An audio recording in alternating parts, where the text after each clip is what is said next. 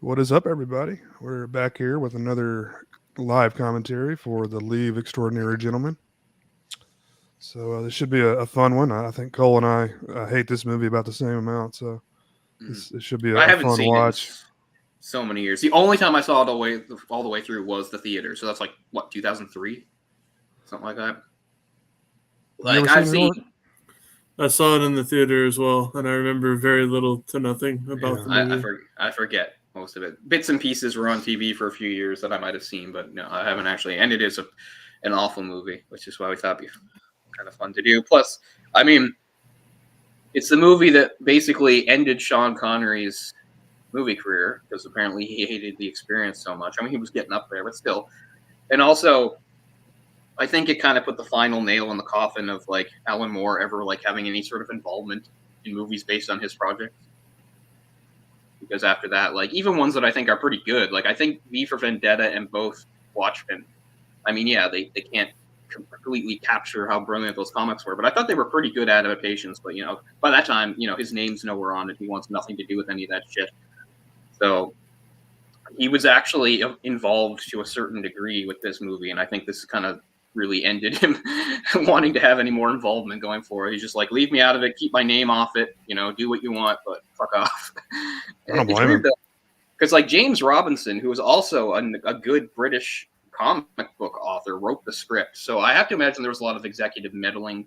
Plus, we know there was some. For instance, the Tom, they put what oh shit, what's his name? Not Huckleberry Finn, Tom Sawyer. They put Tom Sawyer into this, which he is not in the comic, because they wanted to like something to appeal to American audiences because they thought it was too British, which is pretty stupid. So he's just shoehorned into there. This is of course based on comics that were like based on 19th century mostly British fiction, and the whole point is it's like it's such a dense world. It has so many allusions and references to that kind of stuff. Plus, the comics are written as if they're written at that time. They're in that style, so everything reads like it's from like 1899 or something. It's pretty cool, really dense and layered. But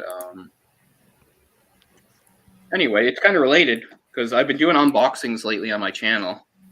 And so if you haven't seen those, you might check them out because unlike most of the stuff I do, they're pretty brief. So they won't take up much of your time. But I got a package a couple days ago that I was sitting on maybe to do an unboxing, but I realized I should do one live here. So here we go.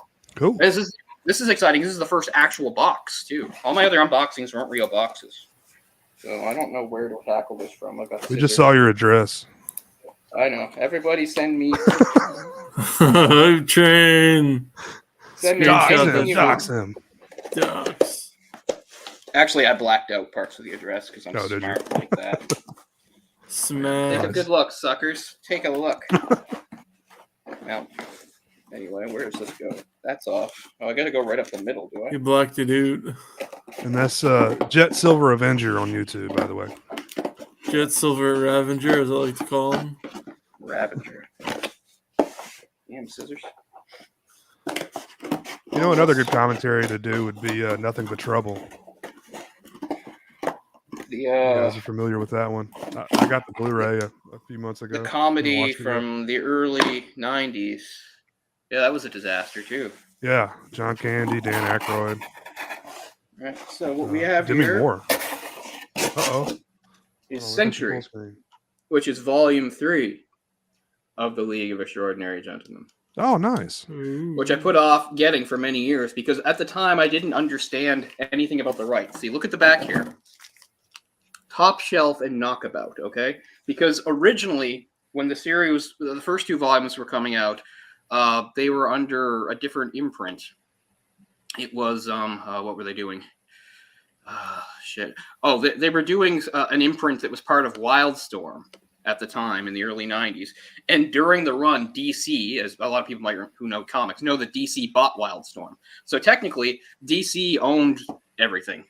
And that's why years ago when I got this, which is the Omnibus, which is a nice omnibus edition of the first 2 volumes, I didn't buy any more because I was like, okay, where's the other omnibus? I didn't realize that there wouldn't be another omnibus because, as you can see, this is Vertigo, which of course is a DC imprint, but DC didn't own the rest because they had because they had some disputes with Moore about sort of the creative direction. So he left, and he took it to Top Shelf and Knockabout. So that's why volumes 3 and 4 didn't get this treatment, because they're not under DC or anything anymore. So for years I didn't know that and was waiting for omnibuses that were never going to come. So finally, here's just the ordinary volume, and I'll still need to get volume 4.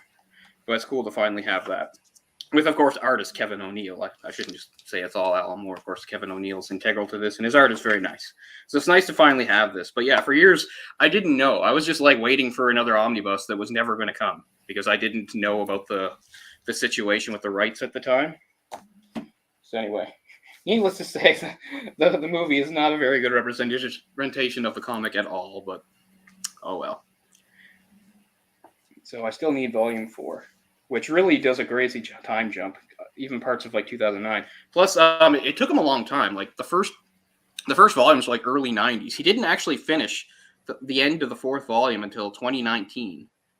And at the time, he said that's the last comic, Alan Moore, I mean, not Kevin O'Neill, would ever do. And so far, that's true. But I don't know. But that's what he said for years before all volume 4 came out, that once he got that done, that would be the end of his comics writing career. So I don't know. We'll see. He's an unpredictable dude. But, yeah. And how old is he now? He's got to be up there. Yeah, he's got to be late 60s, 70s, I would think. Yeah, that's about not right. older than that. Date of birth By here. the way, Orc, I got an Oculus. I know. Yeah, I saw on one of your streams, and then you were with Hayden one night. Yeah, he's 68. Yeah. And super prolific. So, I mean, obviously, if he wanted to retire, he doesn't have anything else to prove or anything like that. But yeah, I want to give credit to Kevin O'Neill, too, who was just as big a part of the comic as he is, having drawn every single issue, I think. It's a very nice art. So, of course, the movie is going to be pretty different. But, I mean, that's kind of why we picked it. We thought it would be fun. Plus, so much of this I forget and probably purge from my brain because it sucks. But, I don't know. We just thought it would be sort of a cool, casual We're type watching of, this live movie comedy because idea. it sucks ass. Fuck yeah. Yeah. Well, I mean, like you by said, the like way- it was a, oh, sorry, go ahead. No, go ahead. It's not. I was just saying, well, it's a big draw for having, I guess, Sean Connery in it. It's not like too many people would recognize much of the rest of the cast. I don't think. I mean, I know some of them, but none of them are really names that are going to jump out at you in 2003 or now. But I don't really think that's the problem with the movie. But anyway.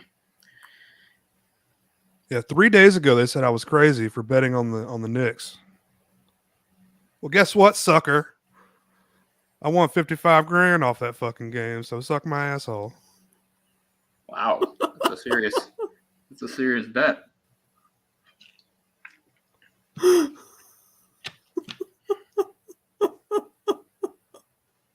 Go Knicks. No, I hate the Knicks, but Suns were injured, man.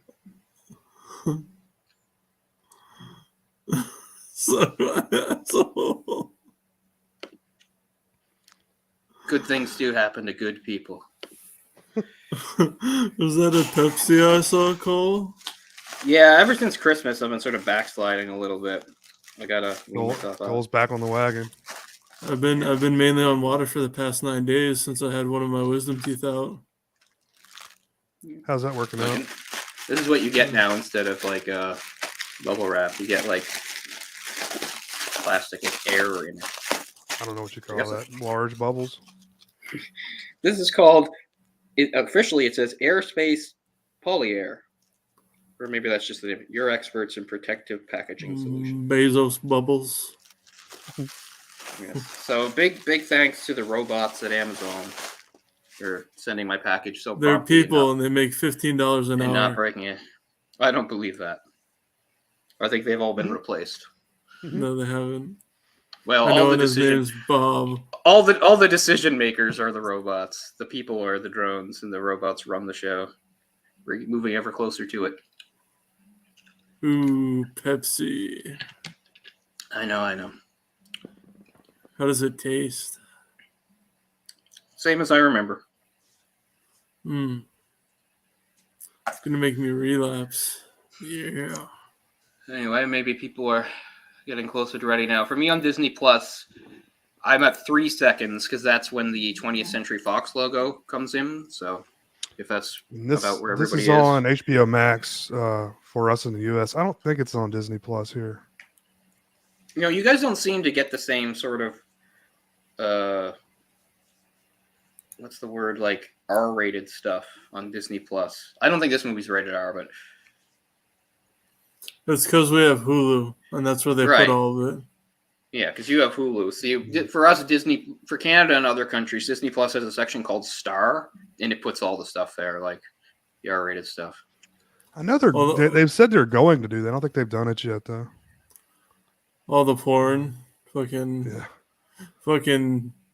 Donald Duck, fucking Mickey Mouse, Mrs. What's her name? Minnie Mouse. There you go. Yeah. Daisy Duck. Stop it! Suffering succotash. But it is going to bother you because you're human, and I was human. I am human still. But I was just referring to myself in the past. Not that I was not human. The mask is really slipping on that one. You see his lizard tongue come out? I saw it. Oh God. But cool. I guess we'll give you guys just another minute to get oriented here if you want to watch along with us. So where the hell's my controller? Now that I think about it. There it is. Okay. I'm good to go when people are. What do you see on your screen? I see the top of the 2 and 0 on 20th Century Fox. Yeah, that's how I did mine. Mine was starts like two. right at zeros for us, I think. Oh yeah. For mine, it's like 2 seconds of blackness, and then it jumps into it. So we'll be It pretty says close. HBO first, Jay. Does it? Yeah. Okay. This Yeah. one's not. People can get to where the 20th Century Fox logo is first appearing on screen before it gets into frame. That is where we're starting from. It's never going to be perfect, but we'll do the best we can. I was gifted this recently. Whoa. Halloween 4K. Oh, very nice. You gifted I you picked that. I felt some urgency and Sauce. picked up some 4Ks recently, Damn it. even though I still don't have a way to watch them. But I figure like I should start buying them before they disappear. I would go ahead and buy a player, and that goes for everybody because I don't think they're probably going to stop making them because I think Samsung already stopped making 4K players. Well, I'm counting on the PS5. The PS5 plays them. But I don't think it looks as good as an actual 4K player, though, from what I've heard. Well, I don't care. I'm not buying a PS5 and a 4K player. There's no fucking way. I don't even have the 4K TV yet. Jesus. Is Samsung really not making them anymore? I think it's Samsung that stopped, yeah, and that was like a year or two ago they stopped. So is there only Sony and LG for non-shitty companies? Yeah, I mean, I'm sure there's some other lower tier companies that do. Here's a couple recent ones. Here's Akira 4K, Oh, nice. Blade Runner. Oh, I need to get that one too. Yeah, pretty reasonably priced actually. So that it's surprised. I'm like you, Cole. I don't have a TV or a player for it yet, but I have about like 11 or 12. Yeah, I have a few I mean, more. I I've know got actually- I've got Alien, and I have the other Blade Runner 2049, and maybe 2 or 3 others. But for a long time, I didn't buy any. But I was like, yeah, I should start buying them before this sort of stuff starts to go away. I'd like to get the Halloween one. I think that would be cool. Although then again, I bought Halloween like 4 times. I know. I can't find it anywhere, Ben. Everybody has it but me. Apparently, it might be at my gas station down the street, and I just haven't gotten down there. Because it's not at any of my stores, I mean. Because I figure even though I'm not supposed to be drinking pop, since I am, I might as well try it. But Ryan's had it, and he doesn't live too far from me, so it's got to be around somewhere. Did he say it was good? He said it tasted kind of like marshmallows or something, which I guess could be good. That's adding sweet to something that's already really sweet, right? So I don't know. I will give it a appealing shot. to me, but- marshmallows. That's what he said, but maybe not everyone agrees. Like in a good way. Like he thought he liked it. I don't know. He didn't seem to really want to commit to that, which makes it sound like he didn't really like it. I think it was more like he wanted to like it and didn't want to trash it, is what it sounds like. Yeah, It's who wants worse. to drink cotton? Imagine drinking cotton candy. Ugh. And I mean, I do like sweet. That's the main reason why I fell back to the pop. It wasn't I miss carbonation. I just miss sweet. Because it's Just go really ahead the and chop my feet carbonation. off now and get it over with. Because I mean, all that Nestea I've been drinking for the past 3 years is so bland and unsatisfying. But I drink it. But yeah, during Christmas, I bought some pop, and since then I've kind of. I mean, I'm not drinking it all the time and every day like I used to, but still, I have to wean myself back off it. But before I do that, I will try this Space Coke Starlight, or whatever the hell it's called, just to see. Space Jam Coke. Space Coke's a better name, I think. Mars Coke. Yeah, isn't that a song by Deep Purple? No, not really. But they did do Space I'm Trucker. not into gay bands, sorry. Deep Purple's amazing. I love Deep Purple. No, they fucking suck. Yeah. Way better than Zeppelin. No. To me, there's no. Wow. To me, there's no comparison. No. I take them over Zeppelin any day. You Shots stop fired. that right now. You stop that right now, sir. Can't help it. Zeppelin's just too repetitive. One album sounds like another. I mean, I don't like Deep Purple once they got into the 80s, but who the fuck counts that? Mhm. I mean like the original 3 lineups. Before David Coverdale became a complete embarrassment for Whitesnake. What a shit band that was. When David Coverdale's ego took him over. But he was pretty good when he was in Deep Purple. You need a color and an animal, and you've got yourself a band. Def White Lion. Leopard. Def Leopard. What is that? Def Leppard. Oh, you know. I don't have. Drummer's missing an arm. For some sugar. I hate them more than life itself. But it's not like they started with a drummer missing an arm. They're probably the worst band to ever come out of Britain as far as I'm concerned. Def Leppard. I remember they came here 10 years ago, and I had friends that were still living in Sydney, and they were excited to come up here to go. And I was like, you guys are fucking crazy. See those old bastards. Even when they were, I don't know. I mean, Look at my titties. I wouldn't want to see them in 1987 baggers. when they're at the height of their popularity, but who wants to see them in 2012 or whatever the hell this was? Oh my god! But Sign those my friends that I pancakes. didn't agree on much. They liked a lot of that hacky classic rock shit that I'm not into. But love Deep Purple. Love Deep Purple. Oh, we got somebody agreeing with me here. Blasphemy. I don't know. I don't think people have listened enough to Deep Purple and understand listen to that live album in Japan. I mean, holy shit. That's why Metallica got formed. It's because Lars Ulrich was obsessed with that album and wanted to be in a band. Fuck yeah. Fuck Lars Ulrich. Oh yeah, I mean I agree. Fuck Lars Ulrich, he's a prick. But Metallica did have some good albums. Sure. I was listening to Metallica last night, actually.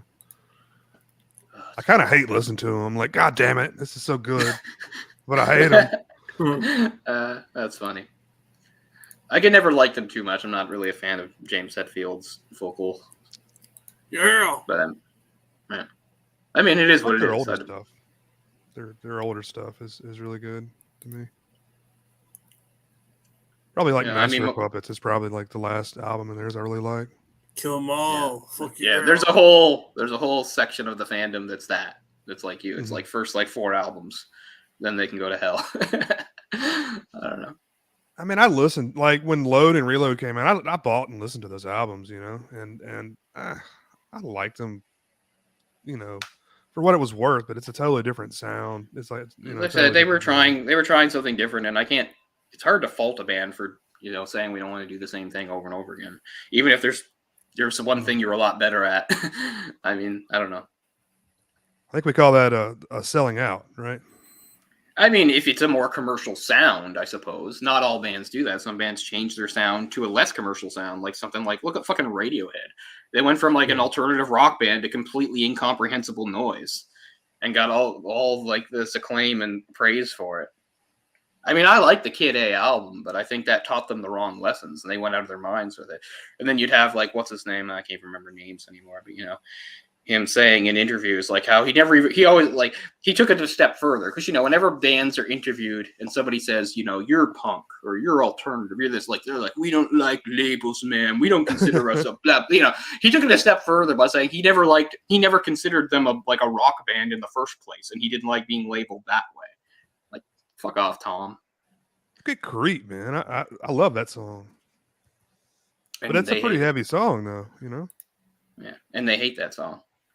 Well, fuck them. Part of it is because part of it is that they don't get full money for it because they ripped off the Hollies. They had to share songwriting credits with the Hollies for it because they rip off the song "The Air That I Breathe." So that's another reason why they don't like playing it or anything. Oh, they don't get like all the royalties for it because they got sued over it and lost because, well, yeah, they did actually rip that song off pretty blatantly. Wow. Well, cool. Let's get this started, guys. It's about a 2-hour movie, so might as well go ahead and we can bullshit through the Here we go. horribleness of this. All right, I am guys, sort of interested just because there's so much I forget. So I'm going to count down from 3, and then when I get to 1, you're going to want to press play. Wait. Oh, 3, 2, 1, play, right? How about that? yeah, that's how I always did it. I wasn't on 1; it was after. It's on play. 3, 2, After 3, 1. 2, 1, play. It's been so long, I forgot how I do it. 3, 2, 1, play. Boom. I'm sure I'll have to put my volume down. I see Century Fox. Got the Disney logo coming up. Oh, I'm sorry, 20th Century Fox. Yeah. Okay, it still says it. A News Corporation company. Yep. No, Fading into the picture where it still says 20th Century Fox. Oh, isn't that artistic and clever? so clever. As What about Rambo the movie, says, 20th Century Fuckface. Go ahead, Jay. The Avengers, that movie, not the Marvel Avengers, but Yeah. with The other Sean Uma Connery Thurman. disaster. Yeah. I saw that in theaters too. That's another terrible movie. I would say that's worse than this movie. And this movie's bad. At least Uma Thurman's nice to look at. We're gonna start. doing this 1998 every was Saturday. like a murderer's row for me. I saw The Avengers. I saw Lost in Space. Yeah, I did too. I saw one of like the last theatrically released Steven Seagal movies, whichever fucking one that was. It might have been The Patriot or something. There's at least one more really bad one that I saw from that year. What's up, Dan? The League Ladder. So it's 1899. Oh, Shane West. That's funny.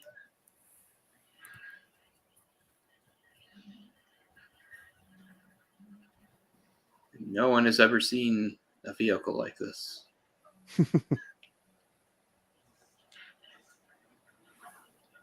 Yeah, I don't know who Rita Wilson is. I don't either. I'm trying to. She the one playing Mina? I guess. She must be playing Mina. So of course this uses like what the only non-British one is Captain Nemo, but besides that you've got Alan Quatermain as played by Sean Connery. They can't actually they didn't get like the rights to the Invisible Man, so they don't actually call him that in the credits, even though it's him. It's like an invisible person or something. Oh God. I assume Hyde is in this. Hyde must be in this. Someone said in the comments that he was cool, so I assume so. Yeah. It's too been so bad long. I've seen it too. I've watched it one time. Yeah, it's too bad they couldn't recreate the scene from the comic where Hyde rapes the Invisible Man to death. That's what happens. Nice. He sodomizes him to death, I haven't read that in 30 years. and probably. like laughs and jokes the whole time. Oh, I think they said that Connery was one of the producers. And again, it's not like the movie bombed. That was one thing I misremembered. Like, I thought, the movie was such a disaster in so many ways, but it was not financially. The movie actually succeeded, made well over $100 million, which it kind of had to because it was an expensive movie for the time. It was close to $100 million budget. Do you remember the La Femme Nikita TV show? Yep. That was Peter Yep. Wilson. Oh, okay. I never watched it, but I knew what it was. It's funny. I was reading about that the other day because there was the original movie by Luc Besson was what, like 1990 or something like that. And I was reading the other day about there's this Hong Kong movie called Black Cat that they wanted to remake it, but they couldn't get the rights, so they just sort of I was thinking about getting that movie. It's supposed to be good. Cool. Not us, says Germany. It's never the Germans. It's 1899. Everybody knows how friendly the Germans are. What about the Bridget Fonda movie? Is basically a ripoff of La Femme Nikita. Yeah, there were a few. Yeah, what the hell is that called? Point of No Return or some shit. It's got some generic stupid title like that. It's not bad. I mean, Yeah, Point of No Return. Yeah, that's it. wow, can't believe I got that. Yeah, I knew because I was reading about it just the other day, as mentioned as another one. But I really want to see Black Cat. It's supposed to be a pretty good Hong Kong action movie. Yeah, let me know if you track it down. I'd like to watch it also. Well, since I've been buying like British versions of things, I might get the 88 films release. Because that's how I've got, where is it here? Some of this stuff is in my, Does it, Dan? it's too bad.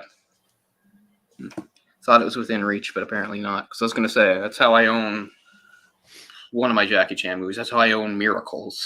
Miracles was an 88 films release. So, all right, we're jumping to Kenya. I remember some of this. I remember the intro. This is probably what I remember the best. See? Based upon the graphic novel by Alan Moore and Kevin O'Neill. After this, you'll never see Alan Moore's attached to any of these things ever again. There are people that went to Watchmen that don't know anything about comics that have no idea that someone named Alan Moore was even involved. So V for Vendetta, they didn't have his name on that either?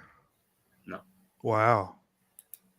And what's funny is a few years ago when Marvel got the rights back to Marvel Man, which had actually ironically been changed to Miracle Man because back then Marvel sued them for using the Marvel Man name. But anyway, when a few years ago when Marvel was re-releasing them, and I have all the sections of them, they for some reason that he wanted his name's not on it either, but instead they use the term the original author.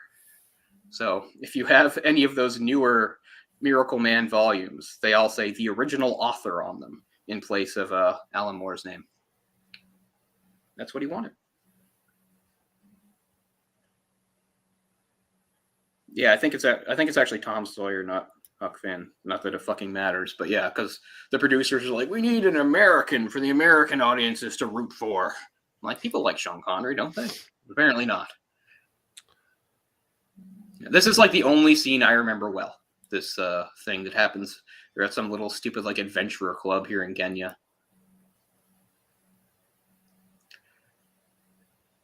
They're looking for Alan Quartermain.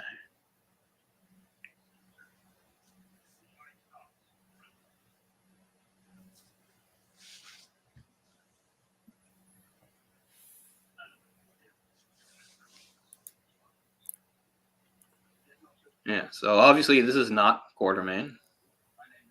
This is somebody pretending to be him. I think it's because the real Quartermain told him to. I think. Because there he is, yeah. Oh, there. Yeah, so he's like a stand-in. Oh, what a reveal. It's Sean. Yeah, okay, yeah. So he's working for him. Bugger off.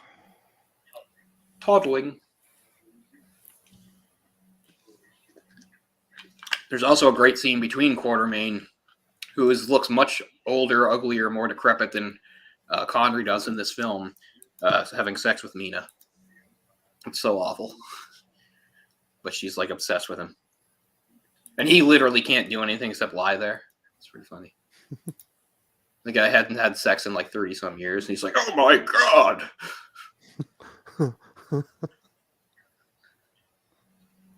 It's disturbing. Like, I really don't like it, but I get why it's part of the story. But it makes you really dislike Mina. But she's been in love with this decrepit old man since she was like a little kid. Hey, Jamie, what's up? I don't think I'm going to change. I mean, it's been a long time since I've seen this, Jamie, but I remember hating it, and I don't think I'm going to like it any better all these years later. Well, you hated it because you were familiar with the graphic novel. I mean, yes. That's why. But I mean, it was also...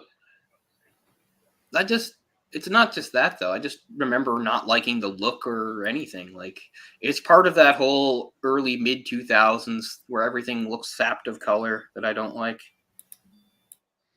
Like Van Helsing or something. Yeah, a lot of those. Yeah, like this, Van Helsing, the Underworld movies. Mm-hmm. Because this movie's supposed to be kind of steampunk, but... And I mean, they do sort of try. I mean, with Nemo's like crazy submarine or whatever. I don't know.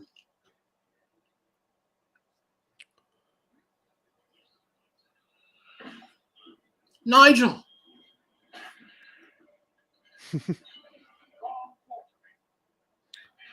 Oh, they've got flak jackets on. They've got some sort of bulletproof armor. They're indestructible. Aim for the head, dummy. Oh shit. Those didn't exist then. Come on. Well, that's sort They of the didn't have point, fully though. automatic weapons, did they? No, I mean, the point is the bad guys in this are supposed to have like advanced technology that doesn't exist anywhere else yet. So it tracks for the way the story goes. I mean, that tank we just saw is the same thing. Nobody had a fucking tank in 1899. That's true. That's So- true. I didn't think about that.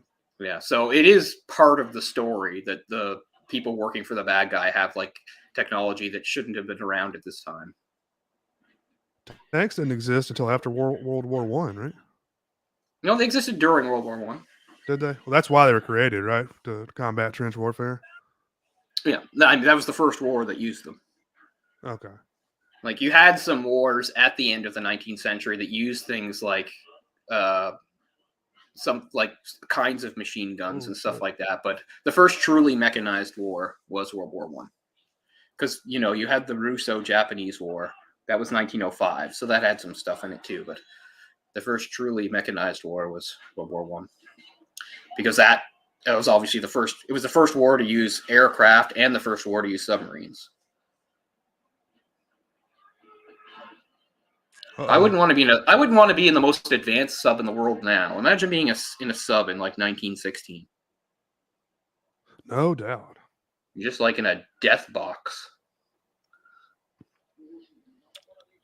By the way, they just ripped off Silent Night, Deadly Night. That kill. The impaling thing. Yeah. I'm sure that was what they're. I don't know. Maybe. Who the hell knows?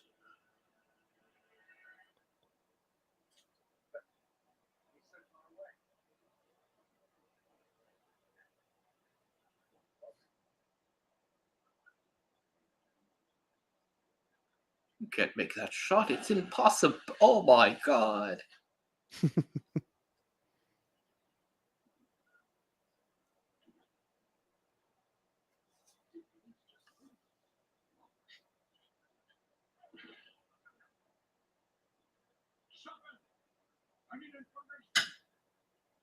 Oh.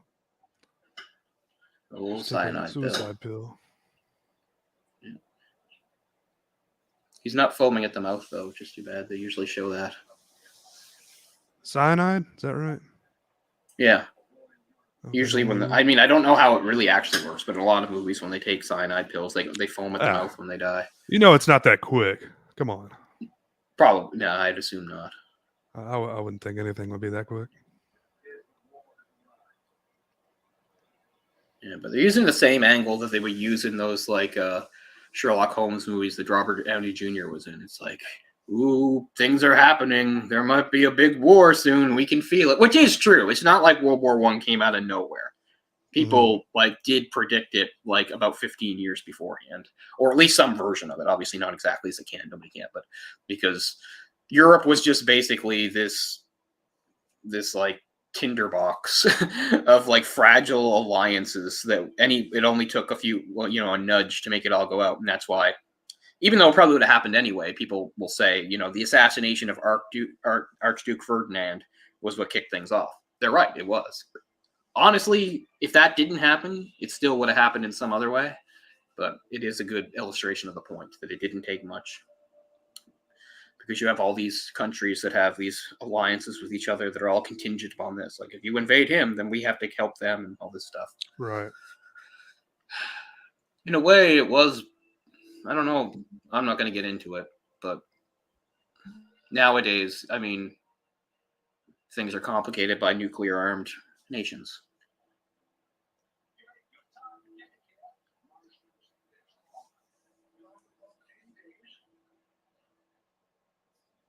Around the World in 80 Days reference. I mean, they do try to get the reference in. Like, the comic is so riddled with references, like, unless, like, 19th century literature is something you're really into, there's tons that you could just miss because it's not even necessarily important. Like, when Moore writes this kind of stuff, he goes hard. It's funny too is that he made an ad like mocking Marvel in one of them for something called, what was it, like the Marvel douche or something like that, and they had a poet. It's pretty funny. But if you had like early copies, you could get the thing with the ad. It's pretty good.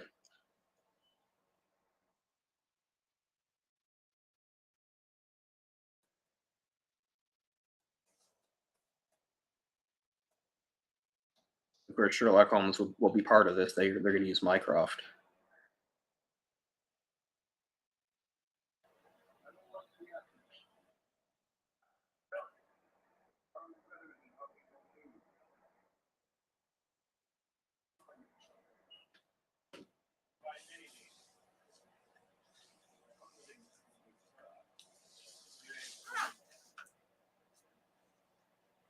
All right, so they're doing like a double thing here. They're using Mycroft Holmes from the Holmes things, but they're calling him M in the way that, decades later they would use in the Bond series.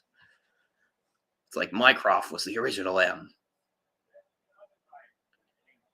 So I don't remember how they're doing it here, but in the comic, the whole thing was this was written after Sherlock Holmes' last bow. So they would always say, Sherlock Holmes is dead. He died fighting Moriarty. So I don't remember if they say that in this, but they must. Or is it called his last bow? Am I getting that wrong with somebody else?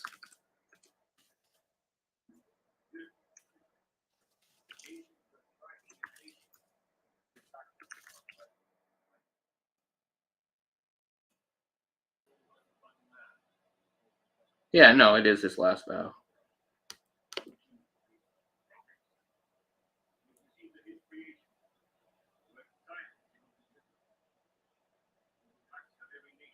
Yeah, and that's like the one that has all the spy stuff in it, because obviously most of Sherlock Holmes stuff was just traditional detective stuff, but his last bow actually had lots of spy and espionage intrigue to it.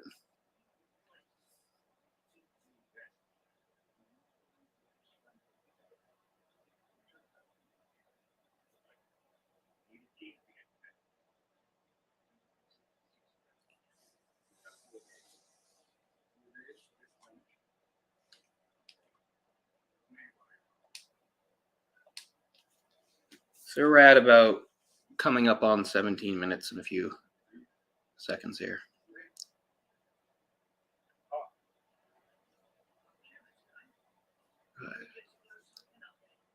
So Mina Harker from Dracula.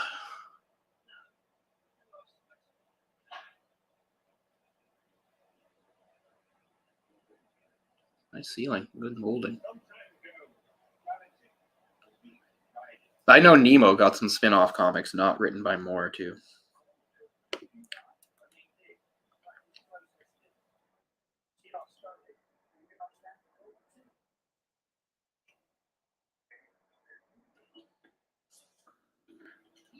Oh no, Moore did start the first one, but it was a second Nemo. It wasn't the original.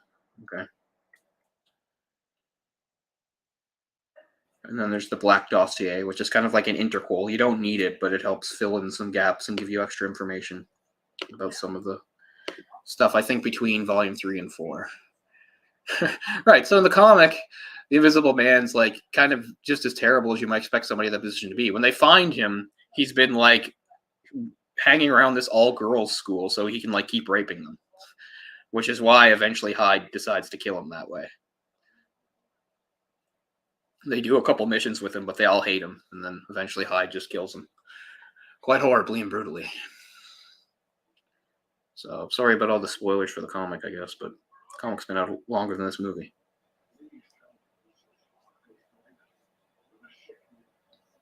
Not a woman, damn it!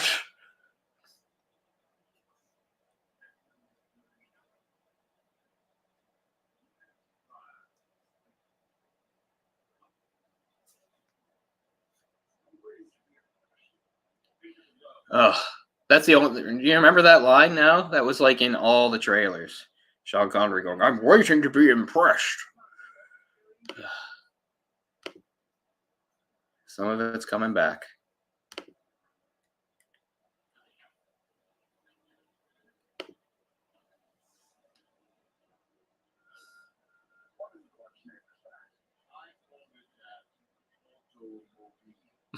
Oh, what?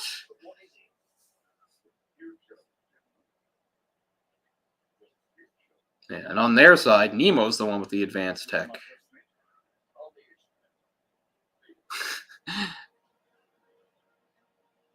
It's funny how clever the references seem in the comic, and in this they just seem dumb and labored. That guy going, "Call me Ishmael."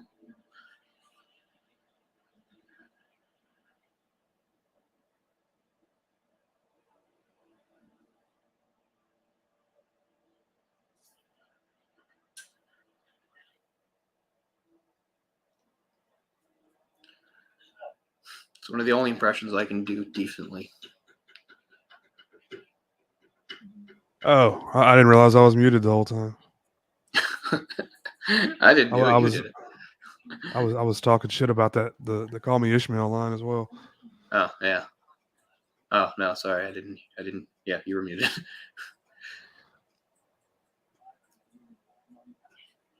Besides, that's not even British literature. That's American. Mm. Although I guess it's not a rule that it has to be all British, because, like I said, Nemo himself is not from British literature, but he was sort of the big exception in the comics. Of course, they really throw things out by having secret agent Tom Sawyer show up in this. It's like, we're alienating the audience. All these dumb Brits. They're so stuffy.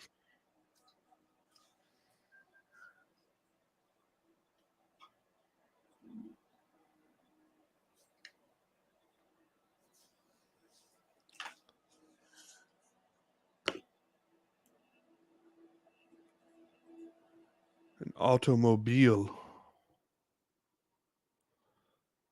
that has like headlights and windshield wipers and stuff. Oh, yeah. Way ahead of... Yeah. Suspend disbelief. I get it. I mean, really, it's got nothing on his sub, right?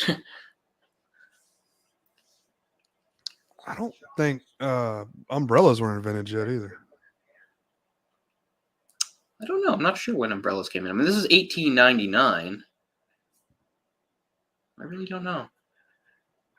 I know that umbrellas came to Europe later. I think they were in places like China before Europe. Dorian Gray, right? Yeah.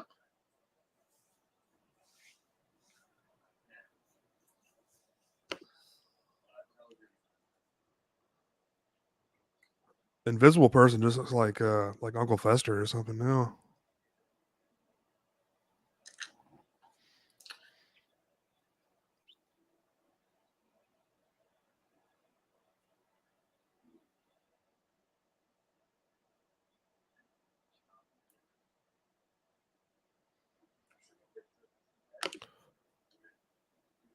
Oh, laddie.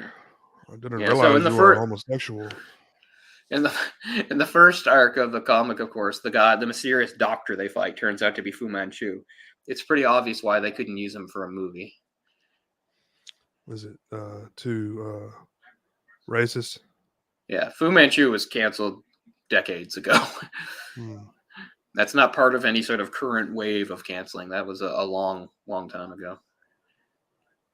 He's basically what the Mandarin in Marvel started out as, was just basically their own version of that. But over time, he got better, obviously. Orc's attending to something really serious, I'm sure. So he'll be back.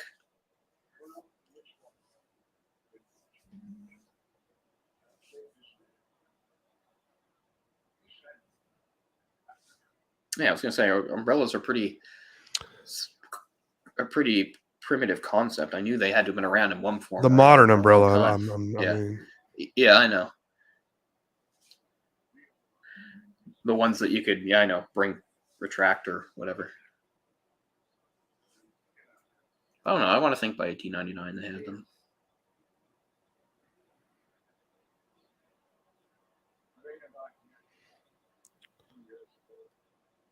not like it We matters. both went to I mean, eat. I love that. We both went to Eton. We were both privileged little bastards.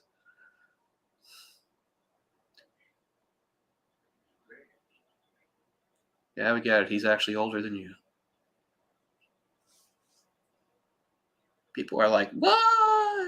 It's like, go to your library and learn something, dumbass. huh?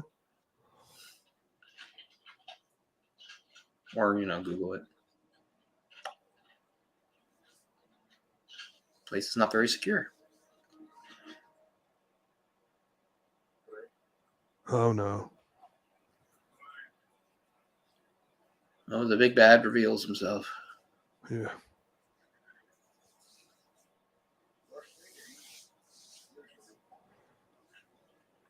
Let me tell you something, brother. It's Destro.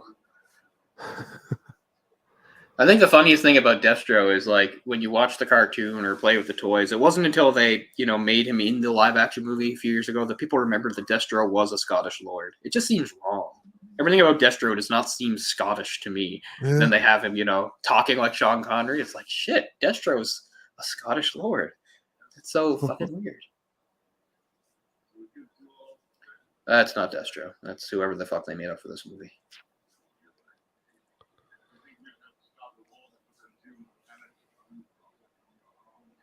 Yeah. See, they use the same thing in the second Sherlock Holmes. It's just some guy that's like, I want to egg on World War I and get it going because I can profit because I sell arms. Right. Does Gray get killed here? Because I don't really remember him in the rest of the movie. I don't remember. Oh, look, one of them is Sawyer. Yeah. Yeah, it's got to be Sawyer. Yeah. So, not in the comics at very- all.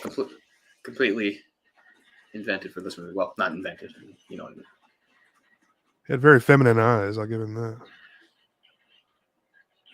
It was the style at the time.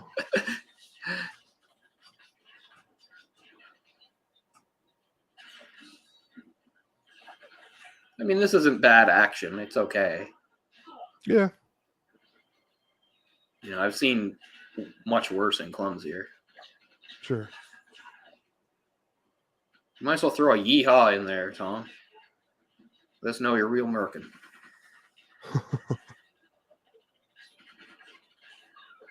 He shows up with an apple pie. Stars and stripes forever, bitches.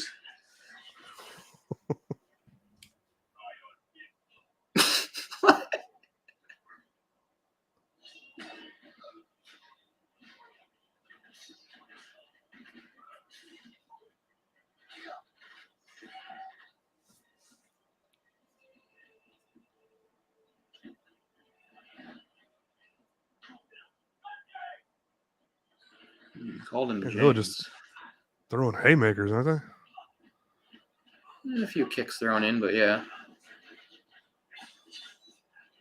I never actually read the original stuff with Nemo except for 20,000 Leagues Under the Sea, of course. And he doesn't fight anybody in there, so I don't... I was going to ask, is he known for his fighting skills? I mean, being a character that was, like, in the public domain for a while. Various people wrote him, so there could be some different takes on him. I mean, obviously, the whole point of this is to make them kind of like a superhero team in a way, based on 19th century literature. I mean, that was what Moore was doing. Right. That's why it's funny that like nowadays Moore talks about like how stupid he thinks superheroes are. I'm like, what do you think you did with League of Extraordinary Gentlemen? Just because you called it something different didn't mean it wasn't a superhero thing. Oh, I guess you can't kill Gray.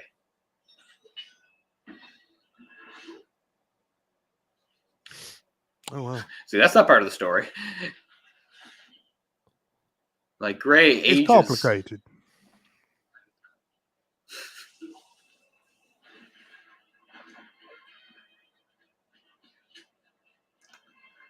It's kind of an embarrassing reveal for this villain. Like, he has the drop on them and everything, and the whole thing goes completely wrong, and now he's running away. I mean, he's going to get away, but still, it's kind of an embarrassing reveal if you're the main villain. You've got all the heroes surrounded, and it all goes to shit, and you get chased out of there like a rat. Not a good first impression.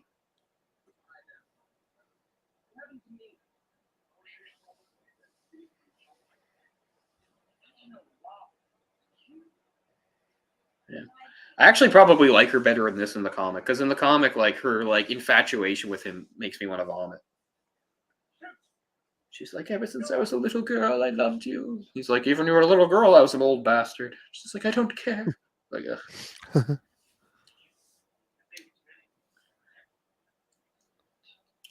I mean, they're all fighters to a certain degree in this for the sake of it, which I don't have any objection to.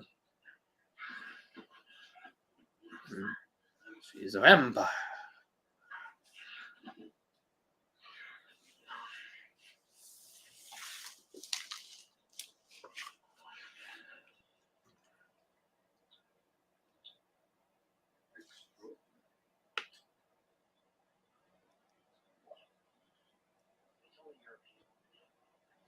They told me European women were crazy. I was like, boy, howdy.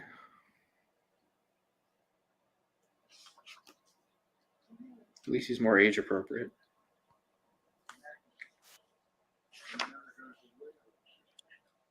Because I know I'm ageist, but I don't care if I'm ageist. I've just really been scarred by those sex scenes. Which is exactly what Moore wanted. Whenever Moore does a sex scene, it's always either something like, I mean, the most brutal example, of course, is the death of the Invisible Man. But I mean, even other ones, like just completely consensual sex scenes, they're still always icky, because Moore likes to, like, you know, I guess take sort of the fantasy element out of it and make things more real. So, I mean, there's lots of people out in the world having sex, and most of them are ugly as shit, and you don't want to see it. Or there's some other awful element going on in them that you want no part of. I'm not really familiar with that actor. I know I've seen him in things, but not as like major character. Shane West. Shane West? Yeah. I remember him from stuff. I gotta double check his name to be sure that I'm right. Because Shane West, if you see who I think he was, it was weird because they made I'm almost positive. Yeah, the Germs. That's right. So he made a movie about the punk band the Germs, and he did so well that they made him their new singer, which was kind of cool. Oh wow, that's interesting. You know, they'd always be a lot older than him. He's only in his early 40s now. Yeah. But he was in a movie with just before this that I watched because I love Mandy Moore, and A Walk to Remember. Mm-hmm. Which is one of the few sort of teen romance films I kind of am okay with. Obviously, because my infatuation with Moore is a big part, but it's so silly. Like, he's just like some, you know, it's such a storm of cliches. She's like an innocent, sweet, like, preacher's daughter, and he's like a rebellious guy, and they wind up dating. But I will say this for this, you know, I'm not religious or anything like that, and sometimes I criticize religious types. What's kind of nice about the movie, though, is like, being the preacher's daughter or whatever, she is religious, but the movie actually does it kind of nicely. Like she doesn't sound like an idiot, or she isn't like extreme or anything. Like, she's just, you know, she has her religion and her faith and her beliefs, and, you know, she doesn't get like mocked for it or look stupid, you know. Mm-hmm. So I mean, because sometimes they do that to religious types in movies, and sometimes that makes perfect sense, but they don't have to do it all the time. So it's kind of a nice movie, I suppose, if you're like if you have like, I don't know, any sort of faith or something. Because she's not all like preachy or anything. She's not like moralizing and everything. But yeah, so I remember him mostly from that because I watched that quite a few times back in the day because I loved her. Hmm. But yeah, Shane West has not been in a lot of stuff because he then sort of went over and did that. Because yeah, he did What We Do Is Secret in 2007 about the Germs, and then after that, he actually became a member of the Germs. So I assume that's why he didn't get a lot of acting roles after that. All right, here's Hyde. Man, he's roided up, huh?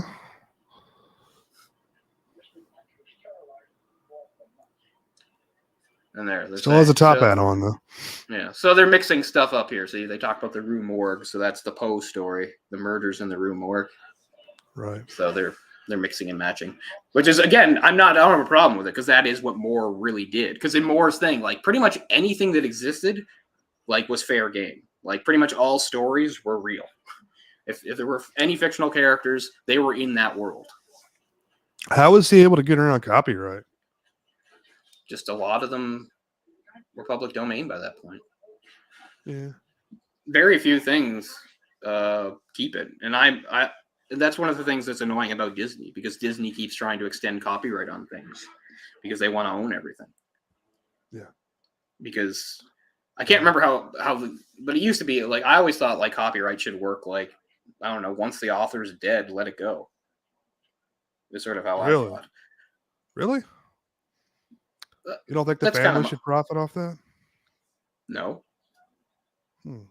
What have they got to do with anything? Yeah, it's If he wants his family to profit off it, if he made a lot of money, then he can leave them money. But no, I don't think he can leave them the rights to it. I don't agree with that. If I created something like really great, like Harry Potter or whatever like that, it ends with me as far as I'm concerned. It's not like it's not going to exist anymore, though. I mean, it's going to still be around, and some other asshole's going to profit off of it. They might as well. I'm gone. I don't care. And they can do what they want with it. I don't know. I'm a big believer in the public domain, actually. As much as I get mad when I see versions of things I don't like, I don't like families holding on to things like that. It's annoying. Because, yeah, like I said, like it's funny because Disney are kind of hypocrites, because one of the things is they loved doing like fairy tales and stuff because those were in the public domain, right? Disney didn't have to pay anybody to do things like that. But when they did, say, Tarzan, they still have to pay something and give credit to what's his name's like relatives. Edgar Rice Burroughs. Edgar Rice Burroughs. So if you like, I don't know, play something like Kingdom Hearts, that it'll come up. It'll be like Edgar Rice. It'll say like Tarzan created by Edgar Rice Burroughs, blah blah blah, and you're like, wow, because Kingdom Hearts, like, it has like a zillion comics, characters and stuff from all over the place, and there's no credits for any of them, but there's one because Tarzan's different. This guy's fucking everybody up. Yeah, that's his whole thing.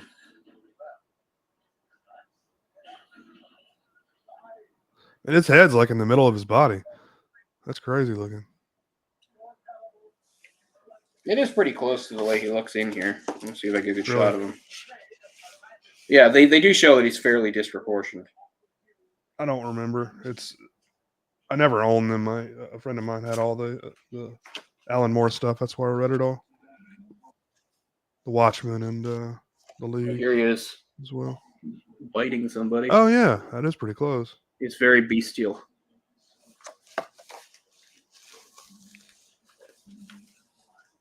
Did you ever see that recent Tarzan movie? It's probably been 3 or 4 years ago now. No. Didn't they do like two around the same time? I know Kellen Lutz was one or something. This was Skarsgård. Was it Alexander Skarsgård, the older brother? Okay, yeah. Yeah, I heard of it. No, I didn't see it. It wasn't that great. See, part of me thinks that came out, stuff like that. I can't be sure, but maybe it's just because to renew the copyright. Because sometimes that's what has to happen, right? Sometimes copyrights expire if you don't do something with them. Yeah, they expire. Oh no, he's turning into a man. Oh wow.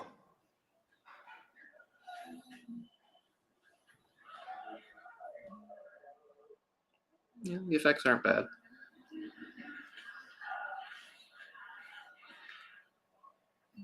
No, I've seen worse around this time for sure. This is the same year Hulk came out, 2003. The Eric Bana Hulk. Yeah. That Which one I always doesn't think hold of up as, too well. oh god, no, it looks terrible. I still think of that as sort of a noble failure, though. I can't like it, but I do sort of respect how different their approach was. But I can't really actually like it, and it looks like crap. I like Nick Nolte's character, but Yeah, it's interesting, mhm. and it's a complete waste of Jennifer Connelly, who's one of my favorite actresses. Was she in that one? Yeah, it was Jennifer Connelly was Betty in that. In the actual MCU, even though they buried her and haven't used her since The Incredible Hulk, it's technically Liv Tyler. Was she the one in the second one? The Edward Norton? Yeah. Okay. So, I mean, I got those technically, mixed it'd up. be nice. She could, like, show up in some of these MCU movies. She's part of it. But I don't know what the deal is there. Oh, I didn't think Orc would be on this long.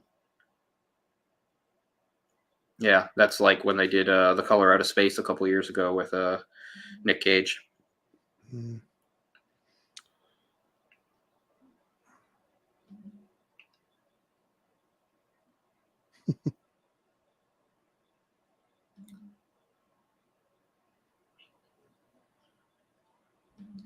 Yeah.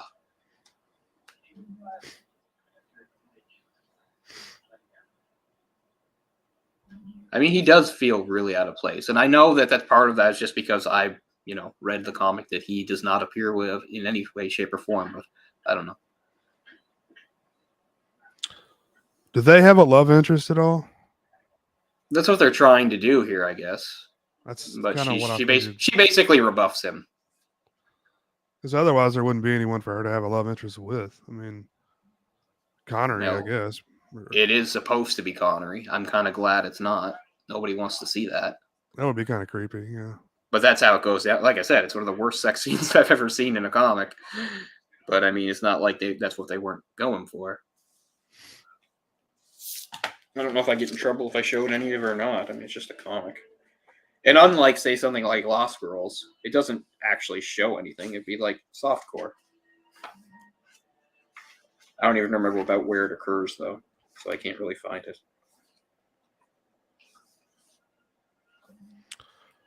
Dorian's gay. Jamie. Pretty sure. Right? I mean, I figure because they're making him less the character and more kind of like an author avatar, and of course, what's his name was gay. I Shit, thought can't Dorian remember. Gray in the book he was gay. Well, maybe it's hinted at, but he didn't. I don't think he might have said it Okay. out. It's been a while. It's been a I'm while since thinking I about read the it, but I author mean, then. Okay. no, you could be Maybe I'm right. wrong. I mean, oh, fuck, why can't I remember anybody's name? Don't tell me. Why can't I think of them? Oscar Wilde. There, Oscar Wilde. Oh, yeah. Yeah. I haven't read that in a long time, so because Oscar Wilde, obviously being gay, did write gay characters, but sometimes he didn't come right out and say it. He just sort of hinted it. But I can't remember if that was the case with Dorian Gray. It's been too long. I haven't read any of Oscar Wilde in at least a fucking decade. Oh, there you go. Awesome.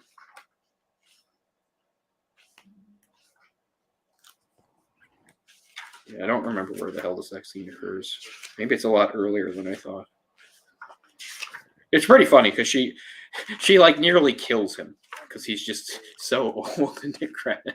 Like he can't handle it. Like he's almost like dead when it's over. He's like, you have to stop. I can't do it anymore. And he's not even doing anything. He's lying on his back, right? She's doing everything. He's just like, I can't. Literally gets Oh my fucked to God. death.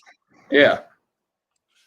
I mean, yeah, and that's supposed to be the nice scene after Hyde fucks Invisible Man to death.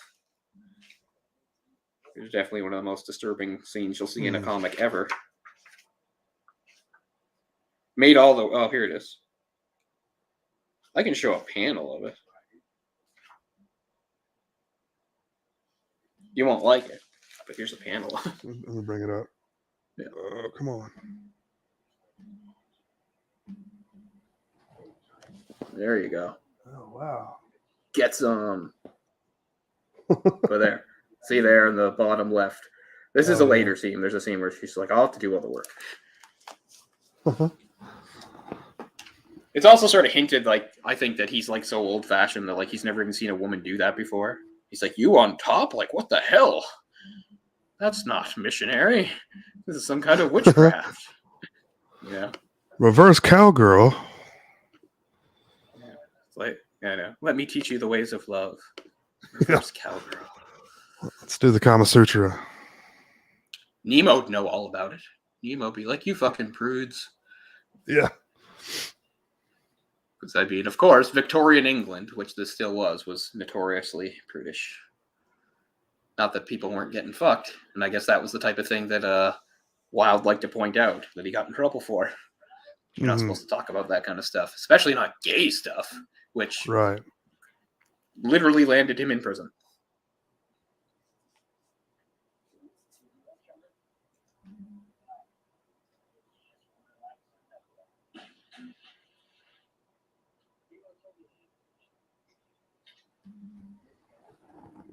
And there's the other thing. Saying, So you hate the British what Empire, are they doing but here? they're on their way to Venice. The whole thing is they were in London or whatever, and then they went to Paris to pick up Hyde, and now they're trying to get to Venice because that's where this secret conference of European leaders is supposed to happen. I think the bad guy's going to attack it. So they're I mean, what are the red balls that they're shooting out? And oh, I don't know, just some sort of target shooting, I guess, right? Is it just target practice? Okay. Maybe not. Like, I don't know enough about that kind of stuff. If this was a thing that was actually done or if he's just improvising, I don't know. Because, I mean, it is weird. He's shooting them when they land in the water, isn't he? Instead of in the air? I don't know.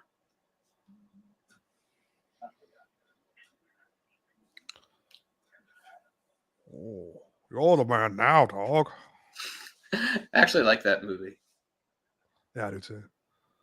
Because, I mean, there's not many movies that talk about, like, writers in that way. Is that Finding Forrester? Is that the name of that one? Yeah. Something like that? Okay. But that's what it's mainly remember for, that meme. Then you're the man now, dog. Thing. That's what it's been reduced. That's what it's been reduced to.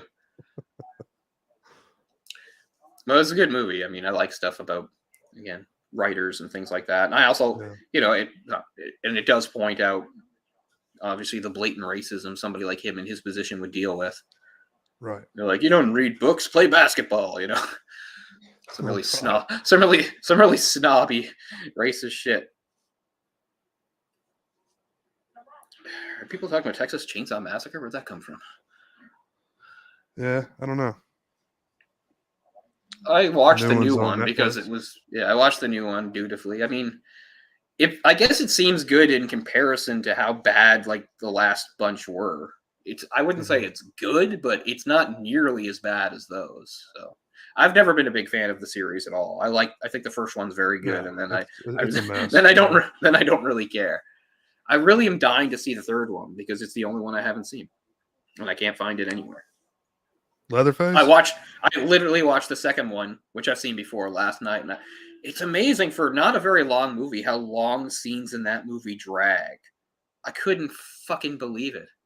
Like, there's this scene where the woman who works at the radio station, where one of the crazy Sawyer family shows up, and they talk for like 12, 13 minutes before he does anything. I couldn't believe it. I was like, am I watching a horror movie? It's just this guy rambling, and she's sort of, she knows that she's probably in danger. She's trying to come up with a way to get out of the situation. And he's just blathering and rambling, and I couldn't believe how long it was. And then when she falls underground with Dennis Hopper's character and they get chased around, that goes on way too long too. Like the movie that you probably could have cut like 20 minutes out of it. It's just really draggy. Scenes just go on way past making any sense. I'm not a fan of it, honestly. Because I understand, because you'll often hear me argue when you're doing horror, sometimes it's good to stretch things out. You're building suspense and atmosphere, but they're not trying to do that in this movie. In this movie, they're just like, as people said, Toby Hooper seemed to think that like he couldn't really top or match the first one, so he decided to make this one more comedic, which is fine. So I don't know. It was such a draggy movie. I couldn't believe like how long certain scenes went on. I was like, this is unbelievable. Yeah, people like to champion that one, and that's fine. You know, if you like it, that's that's all good. But The second one? it's just not. Yeah, Well, I mean, I can think The- of two reasons why. Because it is Toby Hooper again, and because I think a lot of people are amused by Dennis Hopper, which is fair enough. He is amusing in the movie. I'm not going to say he's not. He is pretty funny in parts when he's waving chainsaws around and shit like that. yeah. I get it. I mean, on paper, it's something I should like, but I don't know. Maybe it's like what you mentioned. Maybe just some little boring in scenes. Because they also try to recreate sort of like the whole awkward like dinner at the dinner table scene, which again is such a great work of suspense and horror in the original. In this one, it feels so hacky. I don't know. Mm-hmm. But yeah, that was my first time seeing it in quite a few years, and I didn't like it any better. But it bothers me now just because I'm a completionist that all these years I've never seen the third one. It doesn't help that the first time I ever saw any of them, it was A New Generation, which is almost unwatchable. Oh. It's so terrible. And that's the first one I ever saw. It was a couple years before then I saw the first one. And I understand now why people are nice about the remake, because the remake, again, in comparison to others, is actually okay. Like, I don't think it's very good, but when you compare it to a lot of the movies that came after and before it, like it holds up a lot better. I watched the beginning last week, and I liked it more than I remembered liking it to begin with. I hated that one. That's one of the only movies I've ever walked out of the theater for. Wow. I have since seen the whole thing, but didn't help. It just felt like a sort of a pointless slog. Nothing really gets accomplished. Yeah, but I mean, at this point, I mean, what are we expecting? You know, we're not going to get high That's art true. at this point. You know, we're That's 9 very true. films into a franchise at this point. Yeah. So The new one, the only thing that really brutal. The only thing that really bothered me about the new one was the fact that they did try to make it a little different. Like, I probably would have liked them to make it more, like, kind of similar. Because I didn't like how they changed the setting to, like, in the town. Even though, again, it's basically a ghost town and empty. I still just didn't really like seeing Leatherface in that backdrop very much. Even though, I mean, I get it. It's not like it's a busy, bustling town. It's basically an empty ghost town.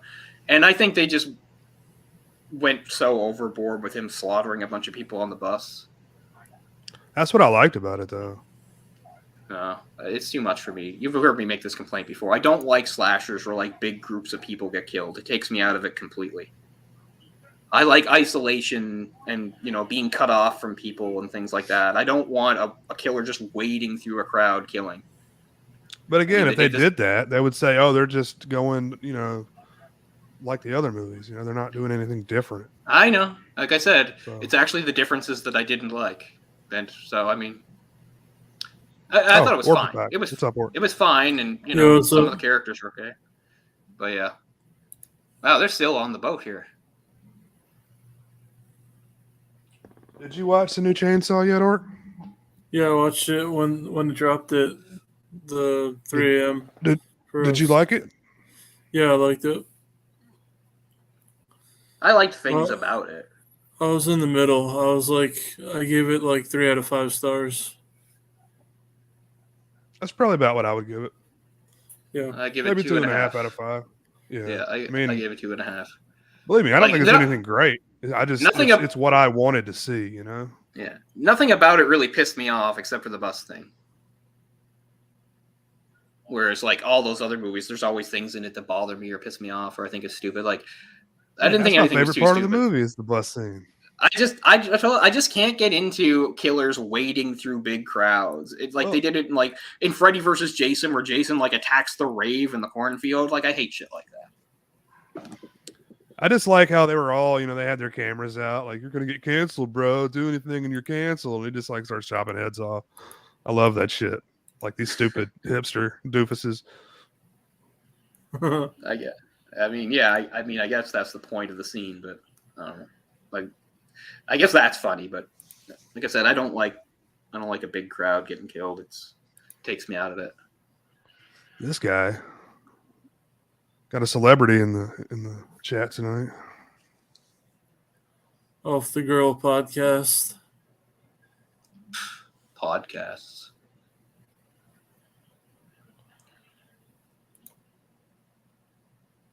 Everybody has a podcast. Yeah. I can't Yeah. listen to them all. There's so fucking many. Holy shit. Mm-hmm. All right, we're finally in Venice. And it looks So like dark, shit, I just can't like even everything. tell what's going on. I know, just like everything in the movie, it's so dark. Like I said, 2003 is just like the prime year for like movies that are so dark you don't know what's happening. This is Who one of likes this? them. I don't know, but remember, this was the dominant style of movies for a lot of the early 2000s. I didn't like it then either. It was the Matrix's fault. Not that I think the Matrix is bad. It was just, when something becomes popular, people like go with that. As you said, like another movie. Go ahead. Explosives. Yeah, explosives. Yeah.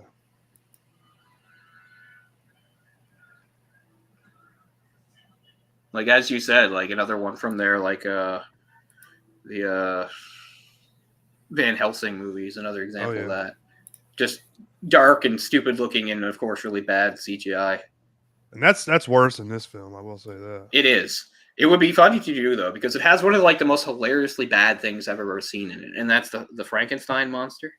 So remember, like they actually made a lot of hype about that because, like, no, this is gonna like be more like traditional Frankenstein, not what we've seen before. This is gonna be more like traditional, kind of like based on the novel. And they even said like we cast like a theatrical like actor. Remember, he wasn't like a movie guy. He was some like classically trained theatrical actor to play him, and they like hyped this to like legitimize it. It's so stupid. The best part of that whole thing is where he delivers the line, "I want to live."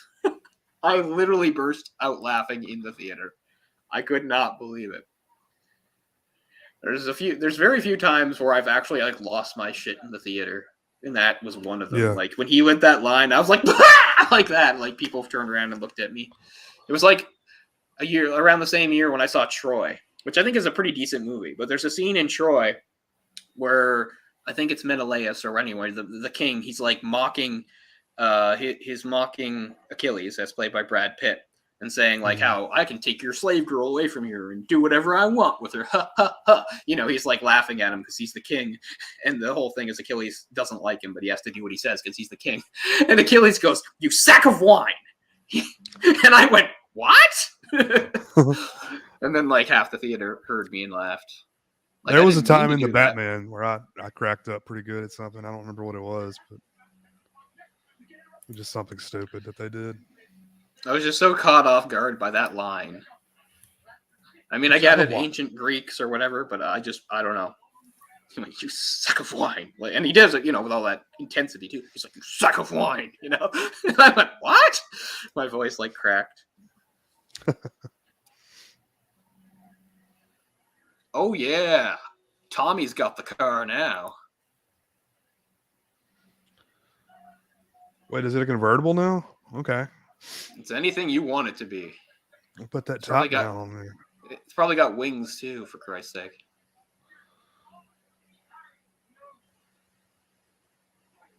Oh, I think you're wrong, mutton chops.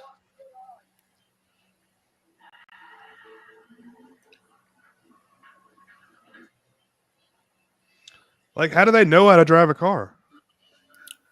Yeah, like I guess that's why they're trying to force how cool Tom is, right? I'll stop asking questions because like this car shouldn't exist. It was invented, it was invented by Nemo. He's the only person that should know. But Tom is such a cool badass that of course he can drive it. That's what they're trying to sell us on Tom here. Oh, and it just crashes through concrete pillars. Okay, or stone pillars. Just like my Nissan.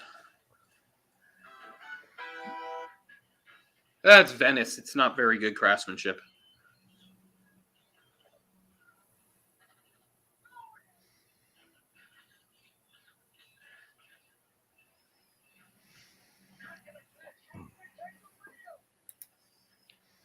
Connery, take the wheel. Take it from my hand. See, at least he admits he can't drive it.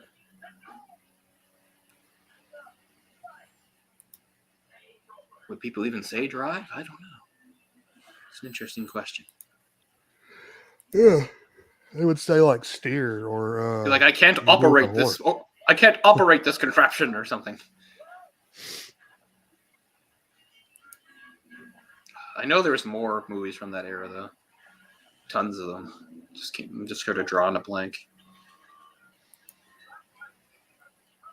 And that era actually lasted longer than you'd think. Because I remember a couple of years ago, I remember they did a Power Rangers movie, like completely like new, like it looks like that, and that's only like 5 years ago. Yeah, I didn't. And you watch think a Power Rangers movie would be like bright and colorful, but it's another bright one and of those colorful, movies like the show. Yeah, where they just suck all the color out of it. Like again, they have their colors, but it doesn't look the way it should. It's all shot through like some shitty filter. Oh, it's terrible. Don't even watch it like out of like curiosity. It's that bad. It's so joyless. I have no idea. Well, I have no idea what audience it was for in the first place. Because if you grew up like as a person who watched that show in the 90s, I can't imagine anybody getting anything out of that. yeah, children, maybe for children. I guess, but they did try to put a certain amount of like attitude into it and stuff. Like, I don't know. Which I guess maybe lines up with something from the show that they didn't use. Because remember the intro for the original show? It's like, recruit 5 teenagers with attitudes. Which was just some 90s buzzword shit. Because it's like, kids like attitude. Because the characters themselves, you know, they didn't have attitude. They were just bland characters. But, you know, that kind of stuff flew in the 90s. Where they would just say, teenagers with attitudes. And kids watching are like, yes! Did you see that Key and Peele skit that they did on the Power Rangers where it was like, no, like the Red Ranger's like an Indian and the Yellow Ranger's an Asian girl, Black Ranger is a black guy, like in the show.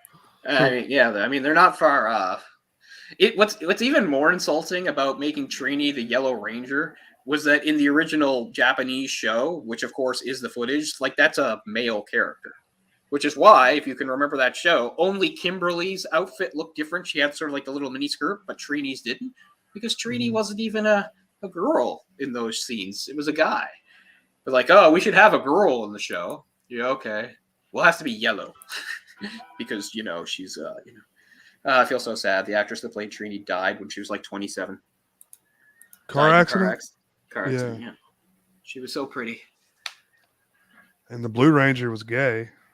He basically said he left the show because of how toxic the atmosphere on it was. He said like every day, like he got it from like the crew. They like mocked him till he just walked off one day. Yep. For being gay? Yeah. He said it got like unbearable. Like the crew would just relentlessly mock him and make.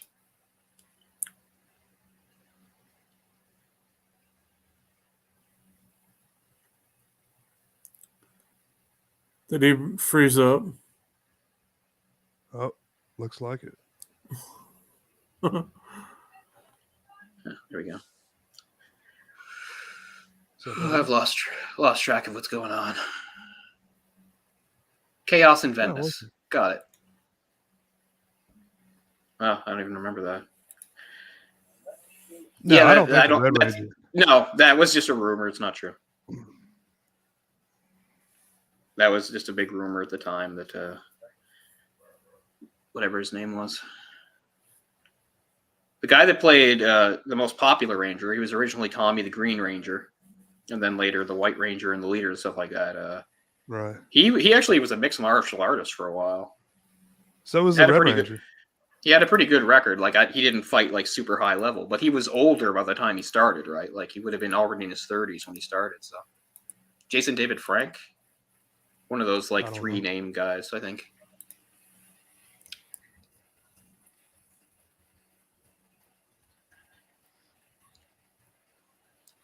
We're chasing the big bad again.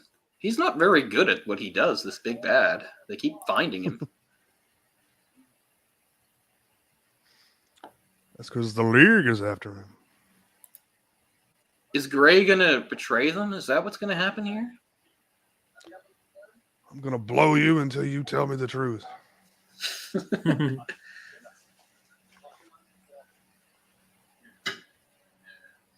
I think he's going to betray them. Is he going to kill this guy? Yeah, he's going to kill this guy. Yeah, so Gray's actually for the bad guys, I guess. I don't remember. But... Sean Connery's last ever on-screen fight, I think.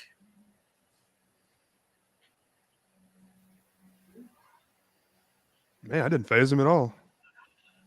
Took a blade in the scapula. No biggie. Yeah. Tis a flesh wound.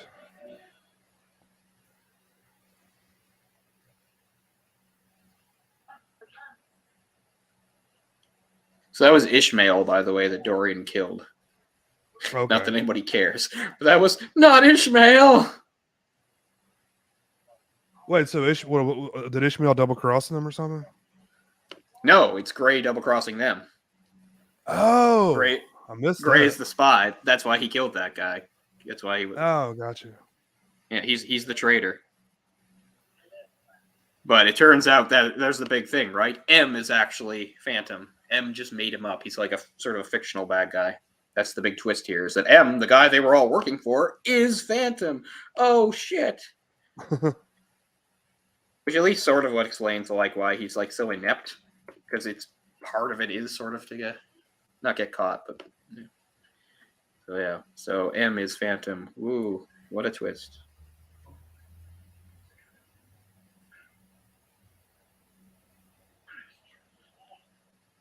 Because there's one more twist about who M really is. He's saying he's Mycroft, but he's not.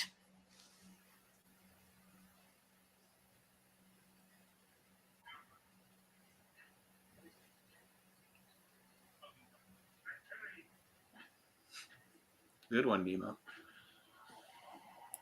The hell is that?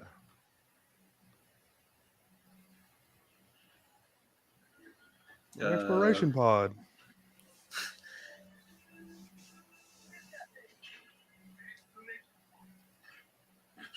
I guess that's Gray taken off. Yeah.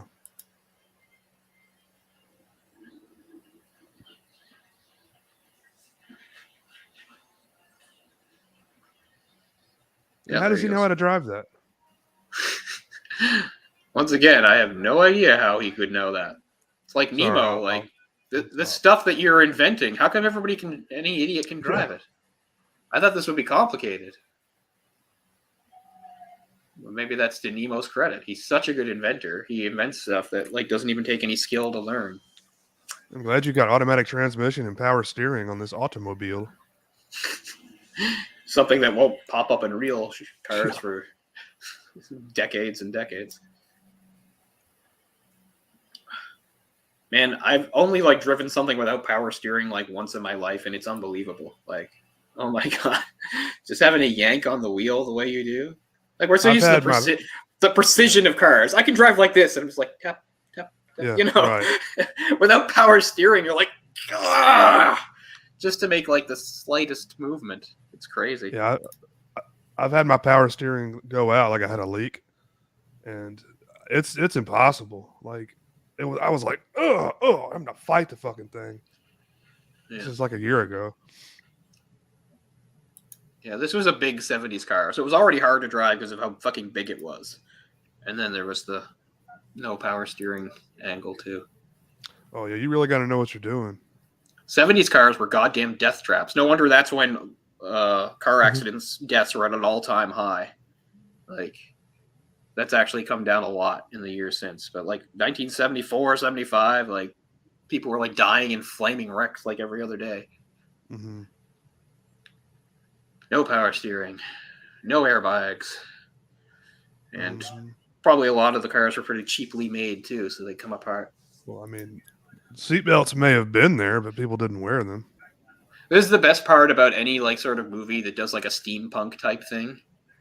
Is, you know, they'll have the contemporary technology, but then they'll have like better technology. But then anytime they watch video, it's still black and white. I guess video isn't the right word, but film. Yeah. Film. But But yeah, somebody mentioned about Trini, and we said, yeah, we pointed that out, that Trini, the Asian, was a Yellow Ranger. Which I never noticed that or Zach the Black Ranger. That never crossed my mind until I can't really remember if it did. It probably did. I mean, it's not like the white guys that. Well, the white guy is a White Ranger, but there's also a white guy. That's But there's other white guys. Blue Red Ranger, Red Ranger. Red Ranger. Yeah.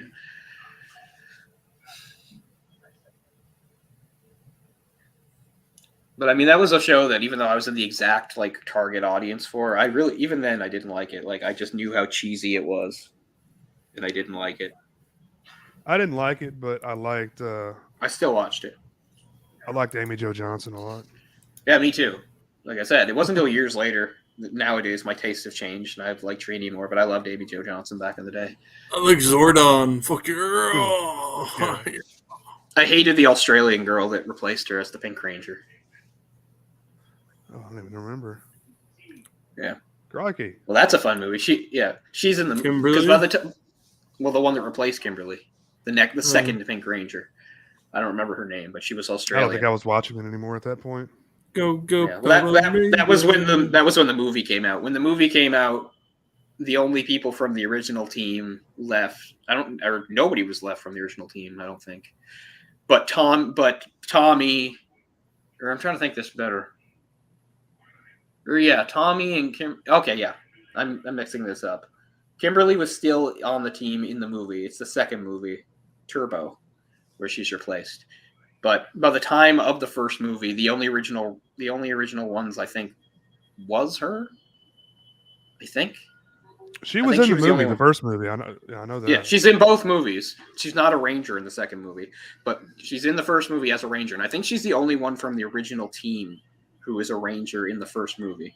Because by the first movie, Tommy is now the leader. She's the Pink Ranger, and all the others are different. Johnny Youngbosch, who I mentioned the other day, he was the second Black Ranger, but then he changed to Green Ranger. And there was somebody named Adam who was the Blue Ranger. I don't know. It's hard to remember. Because again, I was never a fan, so it's hard to remember. Were Buck and Even then, Skull still there?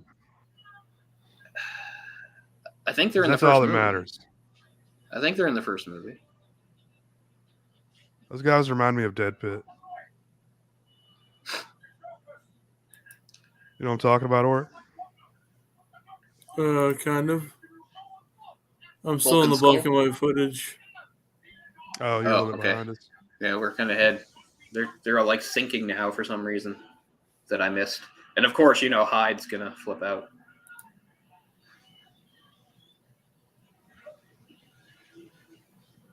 Which is pretty much the same thing as Hulk. It's like they're putting a lot of stress on him. So of course, even though he's like, I don't want to change, he's gonna change. And there he is, he's seeing Hyde talking to him, saying, we got to do it. I missed why they're syncing, though. I don't know if that was sabotage or something happened to them. But Hyde's going to have to do it.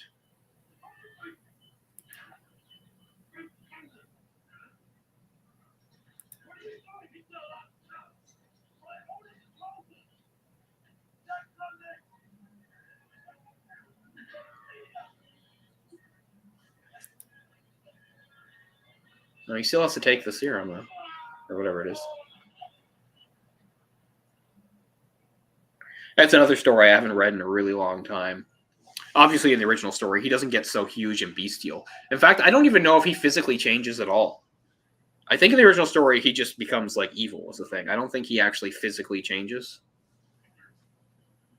Or if he does, it's not much. Like, he still looks like a man, at least. Like, maybe he looks different, but for the purposes of this, they make him kind of like hulked out, which is fine because that's how they do it in the comic.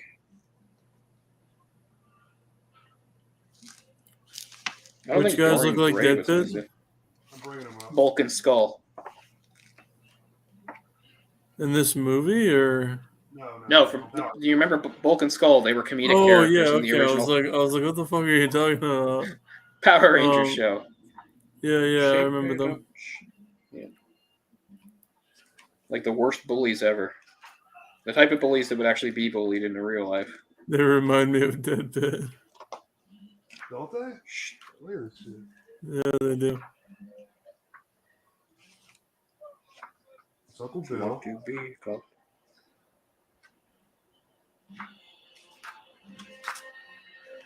He did it. Surfacing.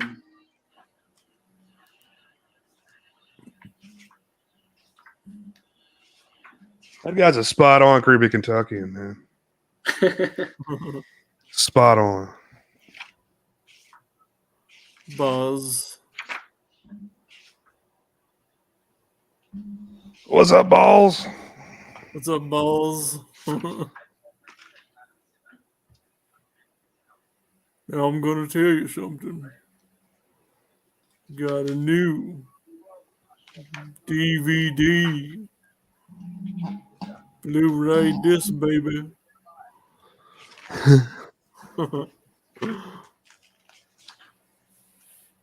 I do a dusty rose.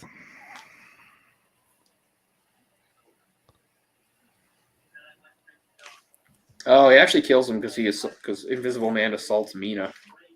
Okay. I thought it was just for him being a shitty guy in general, but he actually did go after Mina at one point.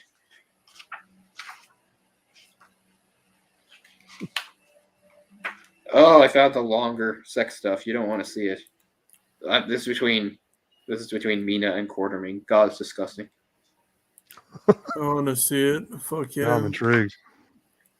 Am I allowed to show sexually explicit comics on YouTube? No. Let's find out.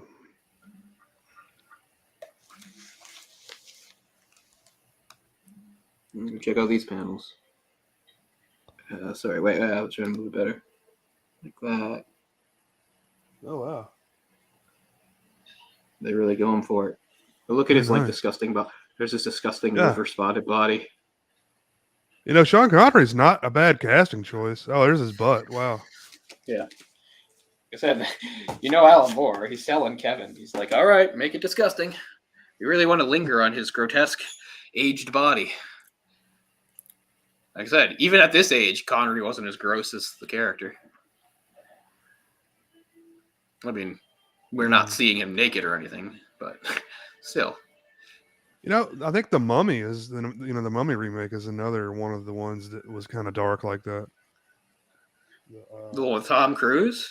No. The Oh, yeah, it kind of Brendan was. Fraser. Yeah. Yeah, it kind of was, but I still liked it. I liked that movie. I didn't like the sequels, but I liked the first one. What's funny is a little while ago I watched that movie that had The Rock, the Jungle Cruise movie, Oh, really? and it's like Watch the them? exact same plot as that Mummy movie, with like Pirates of the Caribbean elements thrown in, because it's like he's like some sort of rugged guy in a rugged environment because he's like a steamboat captain down in the Amazon. When suddenly, Fuck like yeah.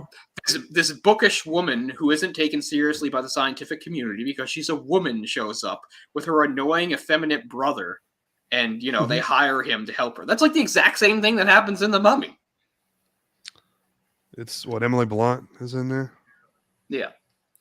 And then the whole thing about the bad guys they fight are the exact same thing as like the cursed pirates in the cursed pirates in Pirates of the Caribbean, except these are cursed like conquistadors, and instead of like looking like I don't know, water ocean stuff, they're jungle stuff. So they got like vines and snakes coming out of them. Like, God, it's stupid.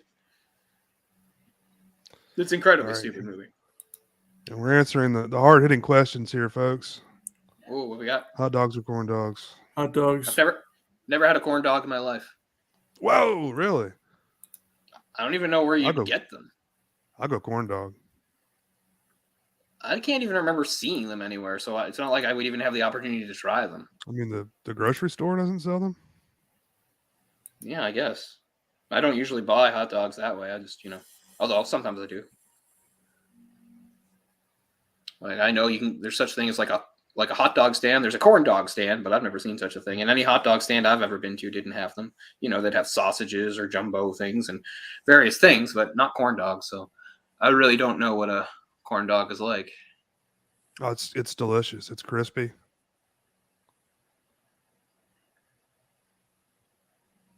All right, so we're in Mongolia now for some reason, because that's where they've determined the bad guy's hideout is. Because blah, blah, blah doesn't matter. Never had a corn dog either. Wow. You guys are missing out.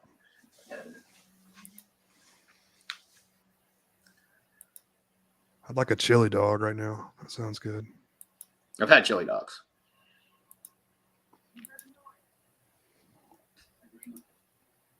I probably hadn't had them for most of my life until they became like a recurring thing on that show, Corner Gas. They were like the main character's favorite Oh, really? thing. He always talked about chili cheese dogs. I was like, yeah, that does sound good. And I think I sought them out after that. And for those with good memories, remember for some reason on the awful abortion that was the original Sonic the Hedgehog show, for some reason that was part of his character too, that he was obsessed with chili dogs. Yeah, I never watched that, but I do know that. I know Sonic's associated with chili dogs. Yeah. Just Urkel going, give me a chili dog. Because Urkel's, of course, the logical choice to voice Sonic the Hedgehog. Speaking of that, the new Sonic the Hedgehog movie's coming out. When I went to see the Batman yesterday, I saw a preview for it. The first movie wasn't bad. They kept things pretty simple. Yeah, that's what I heard. It was pretty good. I haven't seen it. I mean, really, it comes down to whether or not you think that actor guy is funny. I don't remember his name, but he's been pretty popular lately. He's the voice of Dewey on the DuckTales reboot. And I like him, but I don't remember his name.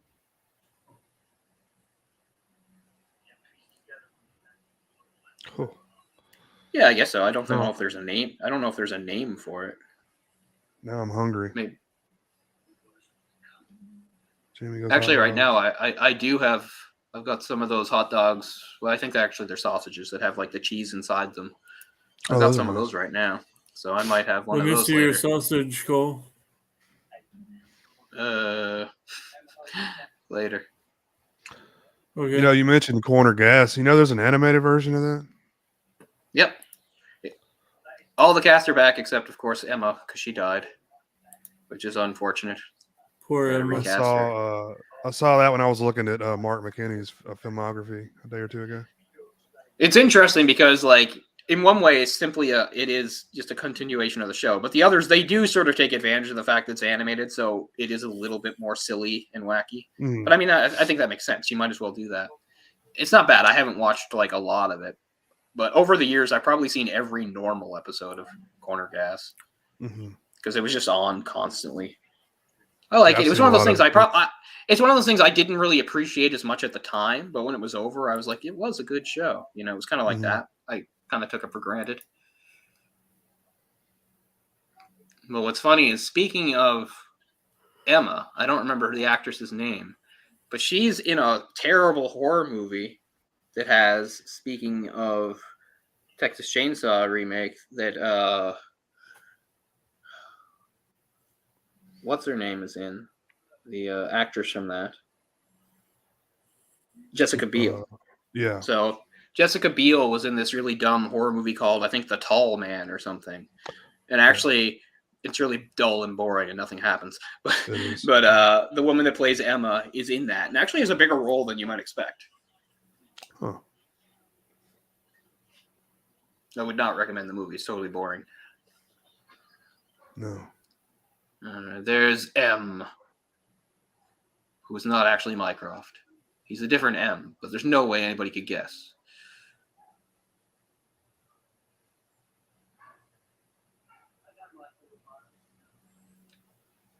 Very witty, Wild. Very witty. That's one of my absolute favorite Monty Python sketches. Do you ever have that one where it's like Oscar Wilde and Shaw and all those guys just talking and making jokes to each other and congratulating each other for being witty? Oh, is that Flying Circus? Yeah. I don't even know if there's a... I only remember it in audio form. I don't even... but I assume they actually show it, like, you know, in video. I think I've only heard it, like, on record. It's really funny. Your Majesty is like a stream of bat's piss.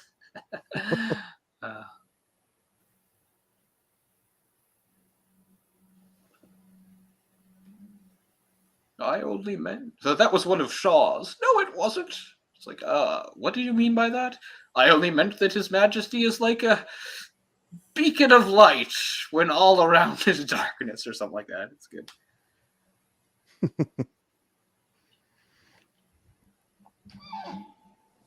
Point Break. Oh, they have to do their team thing. We're a team, yo. For the Empire, or whatever.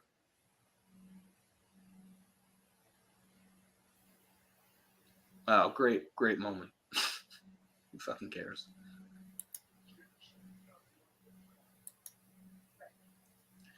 But I mean, at least the Mummy was in like a desert landscape, so it couldn't be completely dark all the time. You can give it that. It did have some light to it, being out in the desert. Here we're at some sort of like prototype lair, like a Bond villain lair.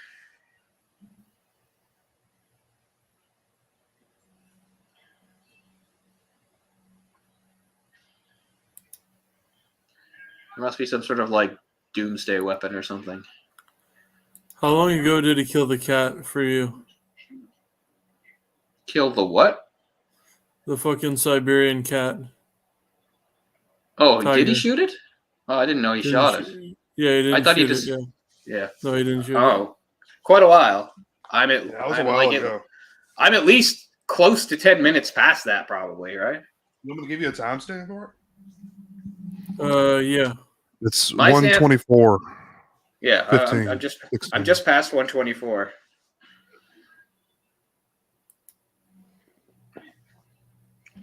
Yeah, I think you're a good bit behind us.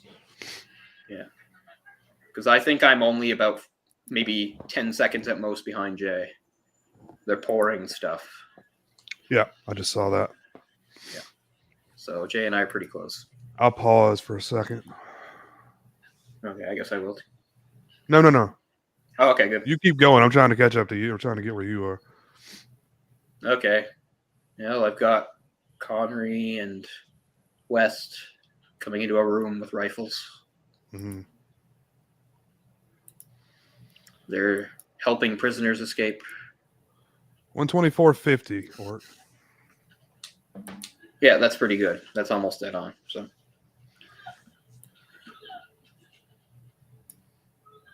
I'm getting there. just let me know when you're ready. I can give you another one. I do love all this opulent Victorian furniture everywhere. Is that what it is, Victorian? Well, I assume we're in the Victorian era, so. HBO streaming is like so shitty. Yeah. I mean, bad. you could say some of that stuff might be older. That might be the point, right? This is Victorian era, so maybe some of the decor is actually like Elizabethan or something. Because probably they wouldn't have the newest stuff. I don't know. Anyway, it's nice. I like that It's aesthetic. very fancy and yeah. All right, what's your timestamp now, Jay? 125.46.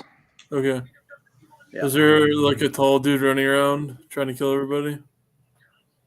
They're talking under a chandelier. Yeah. Okay. The bad guys. Hyde just kicked in a door. Yep. 126 now. Here we go. Big fight scene. Oh, they have like an Iron Man guy, don't they? Yeah, there he is.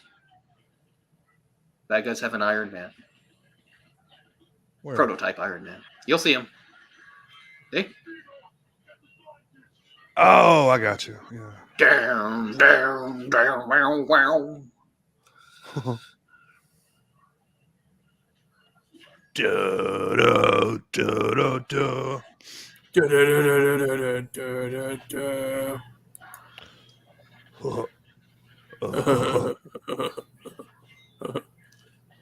You said Iron Man. You said man. That's gay. That's gay. Men are gay. Get it? M is actually Moriarty. Nobody could have figured that out. Yeah. See, Does this movie have Sean Bean? It No. doesn't, which is too bad because he could have done a great death scene for this, as he does in pretty much all his movies. We got Sean. We have Sean Connery. Sean Connery, yeah. Is his spelled the Whatever they same do. way? Yeah, that's why I said S-E-A-N? it. It is? Okay. They're both the S-E-A-N. There are some different Seans, but most of the ones I know are like hockey players. Or former hockey players. Like, I'm trying to think, who else does this? The S-H-A-W-N. Shawn Michaels. The wrestler, he does that, Sean? Yep.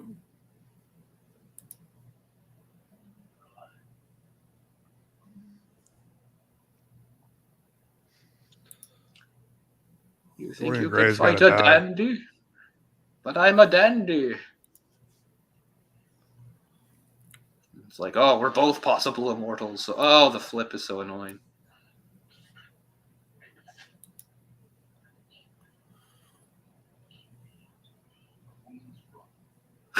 A woman? Who the fuck cares? Oh, wow. That's cool.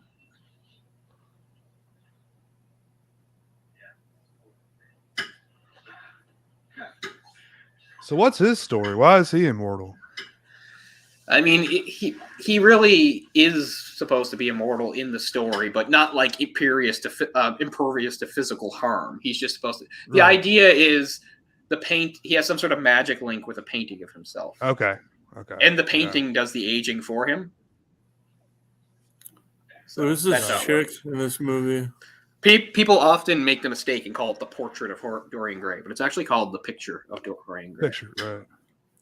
But since it's a portrait, people usually think it's called the portrait, but it's the picture. I don't think I've read that since like junior high or something. But yeah, in that they say like the idea is it's making him immortal, but it's not like he can heal all his wounds. It's just that he can live forever and not age is the idea.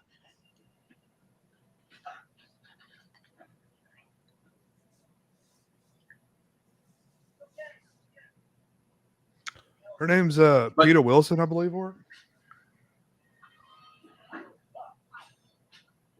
Yeah, he makes like a wish or something, or like sells his soul or something. So anyway, the painting does the aging, and it gets old and fades while he's able to stay young, and he lives a life of like hedonism and does whatever the fuck he wants. Did you say Rand Wilson? No, I said Rand Paul. Rand Paul. Oh yeah. Danny Rand. We'll be at this all day. Let's see, Oh, is the Invisible Man turned on them too? Oh, here comes Iron Man. Rita Wilson. Ooh,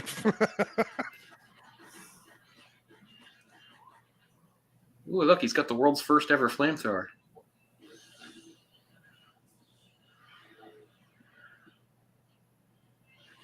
It's a long time before the Geneva Convention, so I can burn you.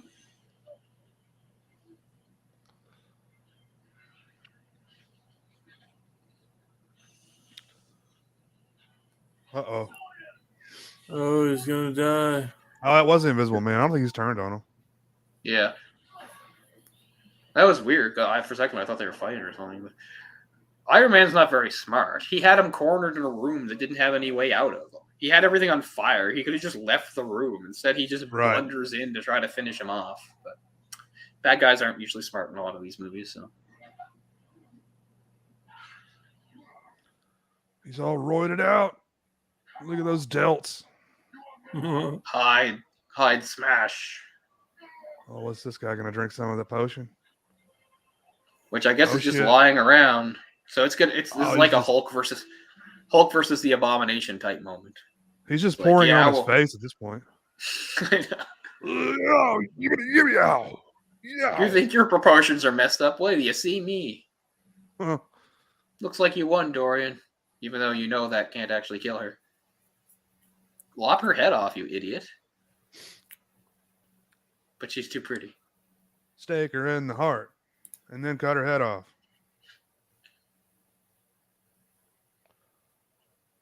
Hello, mate.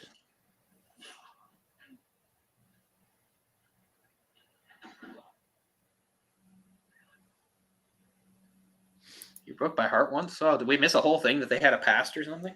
I didn't see that. Yeah, Oh, so there's it your doesn't kill picture. him, but he's pinned to the wall. Yeah, she knows. I don't know how she knows because that's like a secret. She knows. Oh, damn.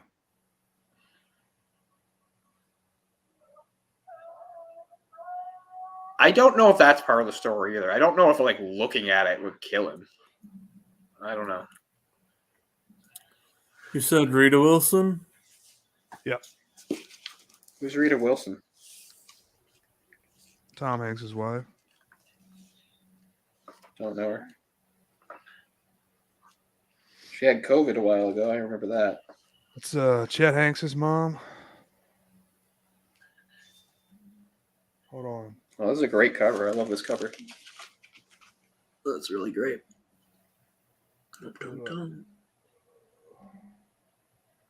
Oh, that is I really nice. like that cover.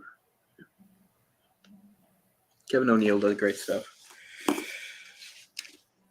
Wait, did someone say Chet Hanks? Oh my god. I see the chat boy chatting now, coming straight from that golden glove you want to see. Live feeling for the Tom and presenting in a watch. Don't know what's wrong with me, don't know what I watch. Boss man Biden. Chat boy chatting now. Sweet, don't know. Big up the whole island, massive, it's chat boy chatting now, coming straight from that golden glove you want to see. This is what Spare happens the when rest you of that. when you grow up being able to do whatever the hell you want. You're like, sure, be a rapper. That seems to be what a lot of, overprivileged, annoying white guys do. Well, he's an actor too. Oh yeah, I'm sure he's great. I haven't seen Probably- him in anything. But Probably just as good as. It's funny because like the other Colin Hanks, you can see how he's a lot like his father, and then you have that well, buffoon. Colin, Colin, that was his first wife that Colin was born with. So I don't know that he really was around Tom Hanks a lot. And Could yet be he seems a wrong, lot more like. Yet he seems so much more like him. Yeah, Chet came out this week and said that he didn't have a positive role model in his life. No wonder he's so crappy.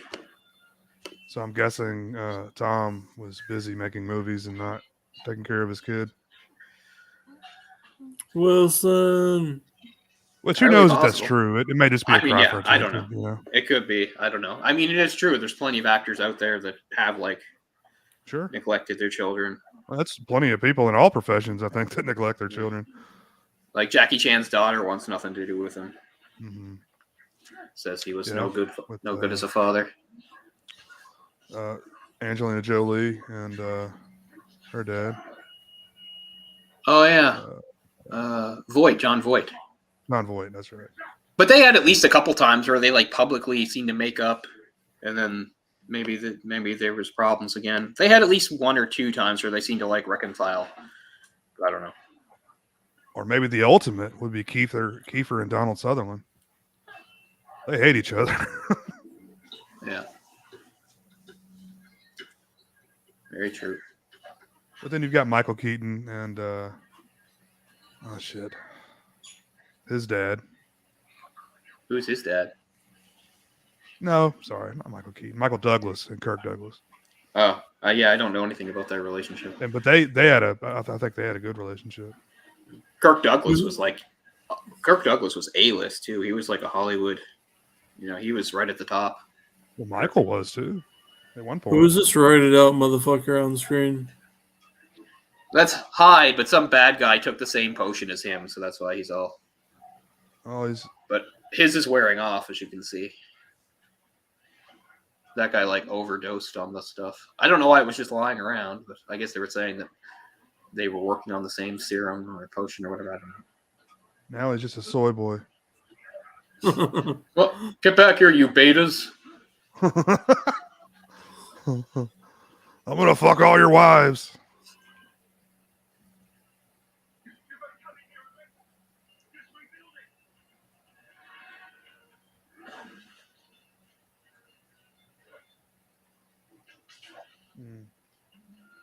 Ooh, icicles.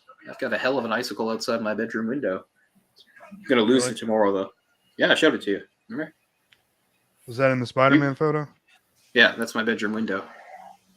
I didn't notice. It's gonna it. get I quite will have to warm. Go back and look. What?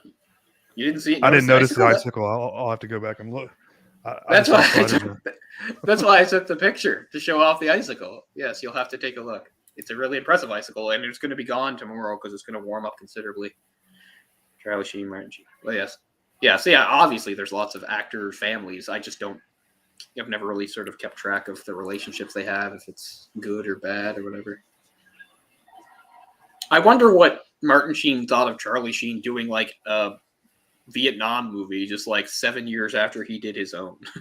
That must have seemed weird. Was it only 7 years after? Yeah. Platoon? Yeah.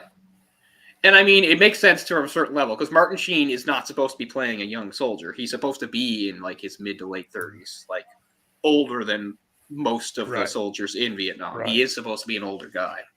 So the age gap makes sense, but it still just seems like weird that just like 7 years later, his son is also playing a soldier, even though obviously younger. I actually like Platoon. That's like one of the only like movies I like. It's the only one I like. And I don't really even. Fight. Oh. Yeah, that's not Platoon. That's or do they say that in Platoon too? Because I mean, I know that I know who you're talking. This place was fucking Armageddon. Willem Dafoe. Yeah, because Willem Dafoe is in that. Because Willem Dafoe also says there was a firefight in, the Saints. Boondock Saints. Boondock Saints. Yeah, he I know says from the same, Platoon. Yeah, he says the same thing in Boondock Saints. He yells there was a firefight. I haven't seen that in a long time. I love that movie. I haven't either. I think I saw part 2 that came out like years after, but I don't remember. I never bothered because everybody told me it's really disappointing, so I just never bothered. It's too bad because I mean I've always been a big fan of the first one. For a movie I haven't seen that in so long, it's a movie I like quote all the time. And I don't know. I like movies that have, if they do it right, like stylistic gunplay. I like the stylistic gunplay in that movie quite a bit. That director is just such a cocksucker, you know. Yes. He just thinks he's a lot better than he is, like a lot of people do. He's one of those guys that walks in somewhere and says, "Well, do you know who I am?" Yeah, he thinks of himself as like this, like mega talent, Harrison Ford does that a lot. I bet he does. Piece of shit. I'm stoned as hell. Do you know who I am? Come on, I love Harrison Ford. Yeah. I can't not love him. I can't. When I was in Colorado, I went to school with a kid. I mean, if people are gonna love actual criminals and say, we can separate the art, whatever. Like, I'm allowed to like Harrison Ford because he's not like some fucking rapist like half these people are defending. It's like, well, he made great albums, so I don't care these are rapists. Or he was really funny and I love the sitcom, so I don't care these are rapists. So I'm allowed to say I don't really care if Harrison Ford's a bit of a dick because that's not the worst thing. Thriller's great. Yeah, Billie Jean, that's a shit. Billie Jean, your mother. Oh, R. Kelly was so talented. I'm the one. R. Kelly got away with that shit for decades, man. Wanna pee on you. I didn't know how bad it was till I saw the surviving R. Kelly thing. Because, like, I knew the broad strokes, but I didn't know, like, how, detailed and in-depth and crazy it got. Just, like, controlling these people's lives. Like, he's basically, like, a kidnapper. Well, yeah, he held them hostage, or not hostage, but like as slaves. Yeah, to the point like they got totally brainwashed that they'd be like, "Yes, I want to stay." Yeah. So our big heroes died, and the world is saved. Whoop de fucking do. I mean, I guess the movie really isn't terrible. There's nothing really painfully bad about this movie, but it's just it's too hard for me to not compare it to the comic, I guess, which is such a clever type thing, and it's not easy to translate it to any movie. That's the problem with adapting a lot of Alan Moore stuff. It's very dense stuff that does not translate well to the screen.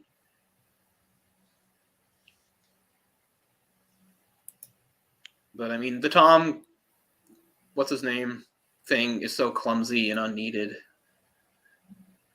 Huck Finn. And it has that, Tom Sawyer thing is so unneeded. Oh, Tom Sawyer, that's right.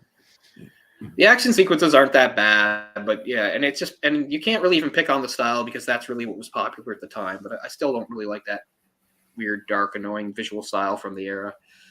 So yeah, I mean, watching it again now, it probably doesn't deserve the absolute hate I had for it at the time. I would just say it's more mediocre than terrible, maybe.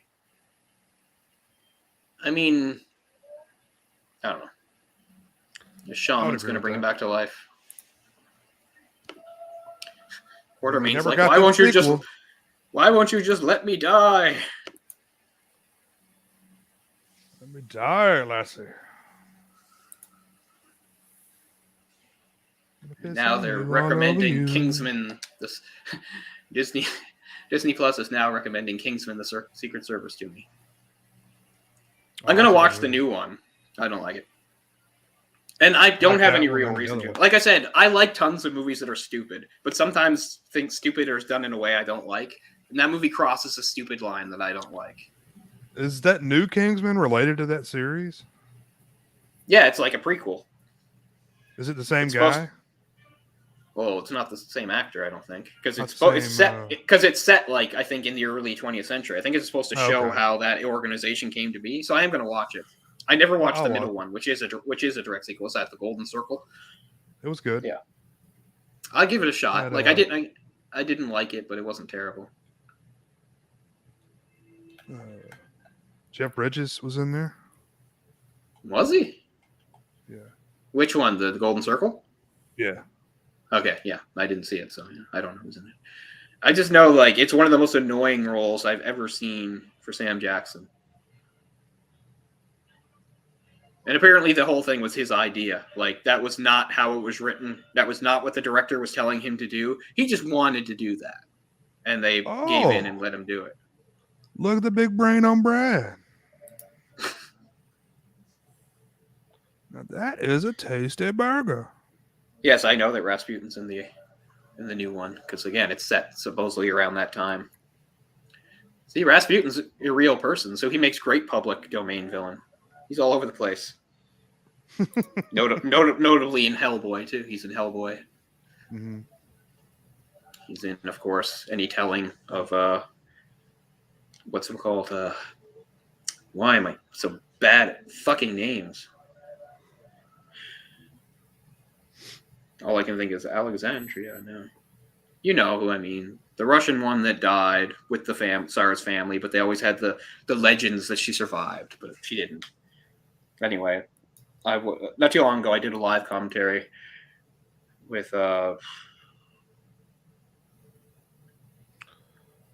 Jess Graham. Yeah, with Jess about that. Because we were doing Don Bluth movies. Still a few more Don Bluth movies to get to. And actually, I've got at least for a month, I've got like the MGM channel, so I've got access to some more of them. So hopefully get that going. It's also giving me access to some dramas that I would really like to do that maybe we can do on our other show. Cool. There's two or three really good ones that I've been wanting to do for years. Oh, on your other show, huh? Ones I've never seen. Yeah. On your other show, Mr. Big Well, this isn't really a show. This is just us doing a live commentary. This is going to be a recurring theme unless there's boxing or MMA. There's some on right now. We're missing it. Or it's probably over. Was it a good card? Was Masvidal versus Covington. I mean, I assume Covington won because as much as he's a piece of shit, he is an elite fighter at the top of his game. Let's check. I mean, I think most people feel that way about Covington. That is not really exactly it's not a controversial opinion. So it must not be over yet. But they're the headline. What's her name? Did Rodriguez fight tonight? Which one? The Mexican featherweight? No, the Michelle. No, not Michelle. I can't think of her name. My wife was asking me earlier. That's why I'm asking. I told her I didn't know. Well, she said female Michelle. Rodriguez? Yeah. Yeah, I don't remember a female she's Brazilian, Rodriguez. Right? I don't know. Let's see. I'm going past trying to get up to the bigger fights. I believe Habib Nurmagomedov's, I think, cousin fought. Oh, He's a Marina Nurmagomedov. Rodriguez. And he won. Nurmagomedov won. But that's in the prelims. Let's try to get to the bigger fights. Let's go. Oh, Marina Rodriguez.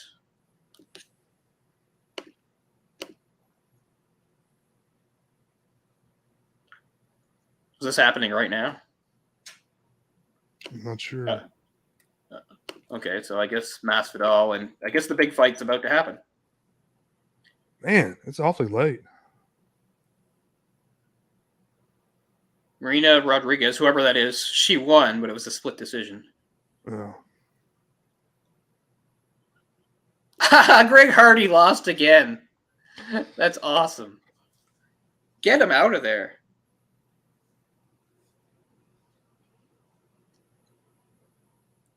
How many times?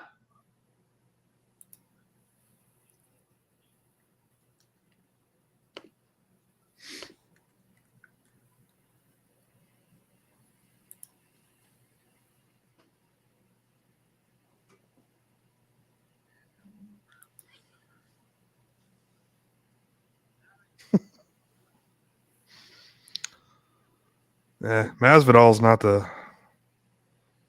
I want Masvidal to win, but I don't think he has much of a Yeah. shot. Man, the way he went down when he fought Usman.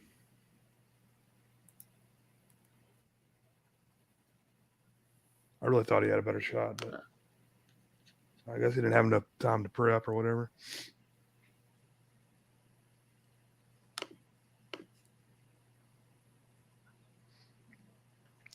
That's a shit weight class, though.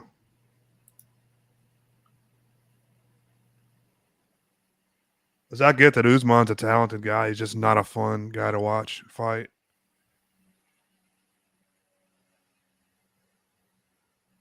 I was actually on his side on his season of The Ultimate Fighter. I was rooting for him to win, but I've since not really liked the guy too much just because of his fighting style. I mean, he just lays on top of people for 25 minutes for the most part. That's coming through kind of loud for me. I'm having trouble hearing you. Me? Oh, that's me. Are you guys hearing that? This is me all along? I'm going to kill myself. Sorry about that. Did you guys hear that? No. Oh, okay. I thought I was going insane. No, the page I'm on has some idiots that are like live streaming watching it. And all throughout there, they've been talking. And I thought it was on something somebody else brought up, but it was me. But anyway, luckily, only I was hearing it. I was losing my mind. But anyway, Greg Hardy lost for the third straight time. Maybe the UFC will finally fucking cut him. The only reason he even got a contract was because people knew who he was because he was like a football player. But he fucking sucks. And he just got finished again. So maybe they'll finally cut his ass. But yeah, okay, so the other fight is just about to start. No, I was listening to two idiots like live streaming talking about it. It was on the page I was on. So they're like just getting into the cage now about to fight. All the fights happen the way I expected to. I don't like Bryce Mitchell, but he beat Barboza. Kevin Holland beat Charles Oliveira. Looks like Dos Anjos won his fight. Not that he really matters anymore. But yeah, so all the other fights have happened. Covington and Jorge Masvidal are about to fight. That's about to happen. I mean, I really hope, but I thought I was losing my mind. I thought that was on my own page, for God's sakes. So I'm glad you guys couldn't hear it at least. I'm glad my audio didn't come over. I was wondering why you were silent all of a sudden. It's the magic of headphones, baby. Yeah, exactly. I just didn't occur to me. Even though I was on an MMA page, it didn't occur to me that I was the one who'd opened that. So I was listening to two guys talking. They were giving a running commentary about Covington and Masvidal and what's running through their heads and blah, blah, blah, because I think they just got into the octagon. Sorry. Okay. USA. He's going to kill that brown Cole, bastard. You know, Cole, you're Canadian. You don't have to be sorry. Sorry. I'm both. Who are these two faggots who are fighting right now? Oh, sorry, I'm not supposed to say that word. Masvidal and Colby Covington and Jorge Masvidal. Are they both Americans? It looks like it, right? Yeah. Yeah, Who do you want to win? I want Masvidal to win, but I don't think he will. I As think I they both said, supported Trump. I They're think both Trump Covington's. supporters, so. Oh, they are. I don't really like Masvidal They're either. both out the cage blows up. But I mean, but you know, I try not to attach that to all that because I mean, like 90% of fighters have political leanings I wouldn't agree with. I wouldn't like any of them really, so I can't really judge them that way. But I just mean, I'll just say Covington really leans into his asshole persona, right? Like Covington, like he really goes out of his way to be a dick, which is fine. He's the one That's that was his whole like, thing. you know, That's his he whole fought in shtick. Brazil and he called the Brazilian people a bunch of animals, you know, and stuff Yeah. like that. Like, and I get it, you shouldn't take I it too remember that. seriously. Yeah. But the thing is, he is really good. I mean, he can't beat Usman, which makes me happy. Because it's not like I'm a big fan of Usman, but Usman's not as boring anymore, Jay. I know Usman's last 4 fights were all pretty good, I'd say. He's He got even hands. got the finish in a couple. I mean, yeah, he broke Covington's jaw the first time they fought. But I don't blame him though. If you're that good of a wrestler, just put him on the ground the whole fucking time. Like Dana hates it, but I mean, you're gonna keep the belt. It's the and same make thing money, like so what go people, for it. people got mad at George St. Pierre for sort of playing it safe in some of his fights. But I mean, he was on top for so long, fighting the top guy over and over again. He says, yeah, in retrospect, I wish I had taken a few more risks, but at the time, the pressure was so enormous. He's like, so yeah, I got a lot of decisions towards the end of my career, and people want to criticize me for it, but whatever. GSP was such a Canadian treasure. He kicked Matt Hughes in the balls so many fucking times. Matt Hughes gave up. Matt Hughes was just no I match. get it. Like, if you outmatch them on the ground that much, why risk getting getting hit and going down? You know. Well, people are saying that's what Masvidal should do in this fight: is take Covington down because Covington has very fast hands and a very relentless pace. But yeah, if you can take him down, I mean, I haven't seen enough of most of the Masvidal fights I've watched were stand up. I don't even think I've seen a fight where Covington wrestles. But people say not Covington, where Masvidal wrestles. People say he can. Yeah, I know it's a gimmick, like I said, so I don't try to take it too personally or too far or anything or seriously or anything like that. But I don't know. I still think I can see a difference between him and somebody like Chael Sonnen. Like Chael Sonnen, I could never hate Chael Sonnen because it's all shtick. He just said whatever, and really he didn't cross. He didn't really cross that many lines. Like he always kept it kind of cartoonish and safe, really. But well, back then I was actually a John Jones fan, if you can believe that. That's how long ago that was. I hate John Jones now, but luckily they he had hates their big too. fight, their big champion, their big fight for the belt, which never should have even happened. Like that fight should never have happened. Who? Mike Jones. Who? I don't know what that's a reference to. It's a rapper. Mike Jones. I am Mike Jones. Get my name out your mouth. Mike Jones. It's kind of a boring name for a rapper. Then there's Jim Jones. Not the guy who gave out Kool-Aid. Oh, well, he was the cool one. Now I'm fat hoes all on me. We fly high, no lie. You know this balloon. Well, see if I can. On that note, we're losing viewers we're hemorrhaging. We're done viewers. anyway. So, the movie's over. Now we're just blathering about shit like we do. On that note, guys, you guys have anything you want to promote, or I guess check out Movie Discussion Pocket Dimension on Tuesdays at 8 p.m. Eastern Time. Yeah, we're out. We had a slow start to the year, but we're off and running now. So hopefully we'll keep. We're doing pretty well. We're doing pretty well. Yeah. I think. As we've only missed a week since we came back. So I did my live stream unboxing, but if anybody cares about that shit, on my own channel, I do have some recent unboxings. They're short, so no big deal there. So if anybody's interested in some of the stuff I got recently, and I'm gonna keep that going for the next little while if I get stuff that's interesting. So I guess that's probably about it. Orc saying something. He's milking me. Ah, I see. I have nipples, Greg. Can you milk me? You're gonna be a nurse? What? All right, guys. Thanks for watching.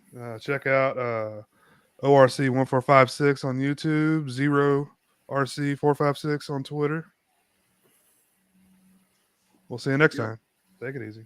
See you guys. Thanks. Jet Silver Avenger. That's me.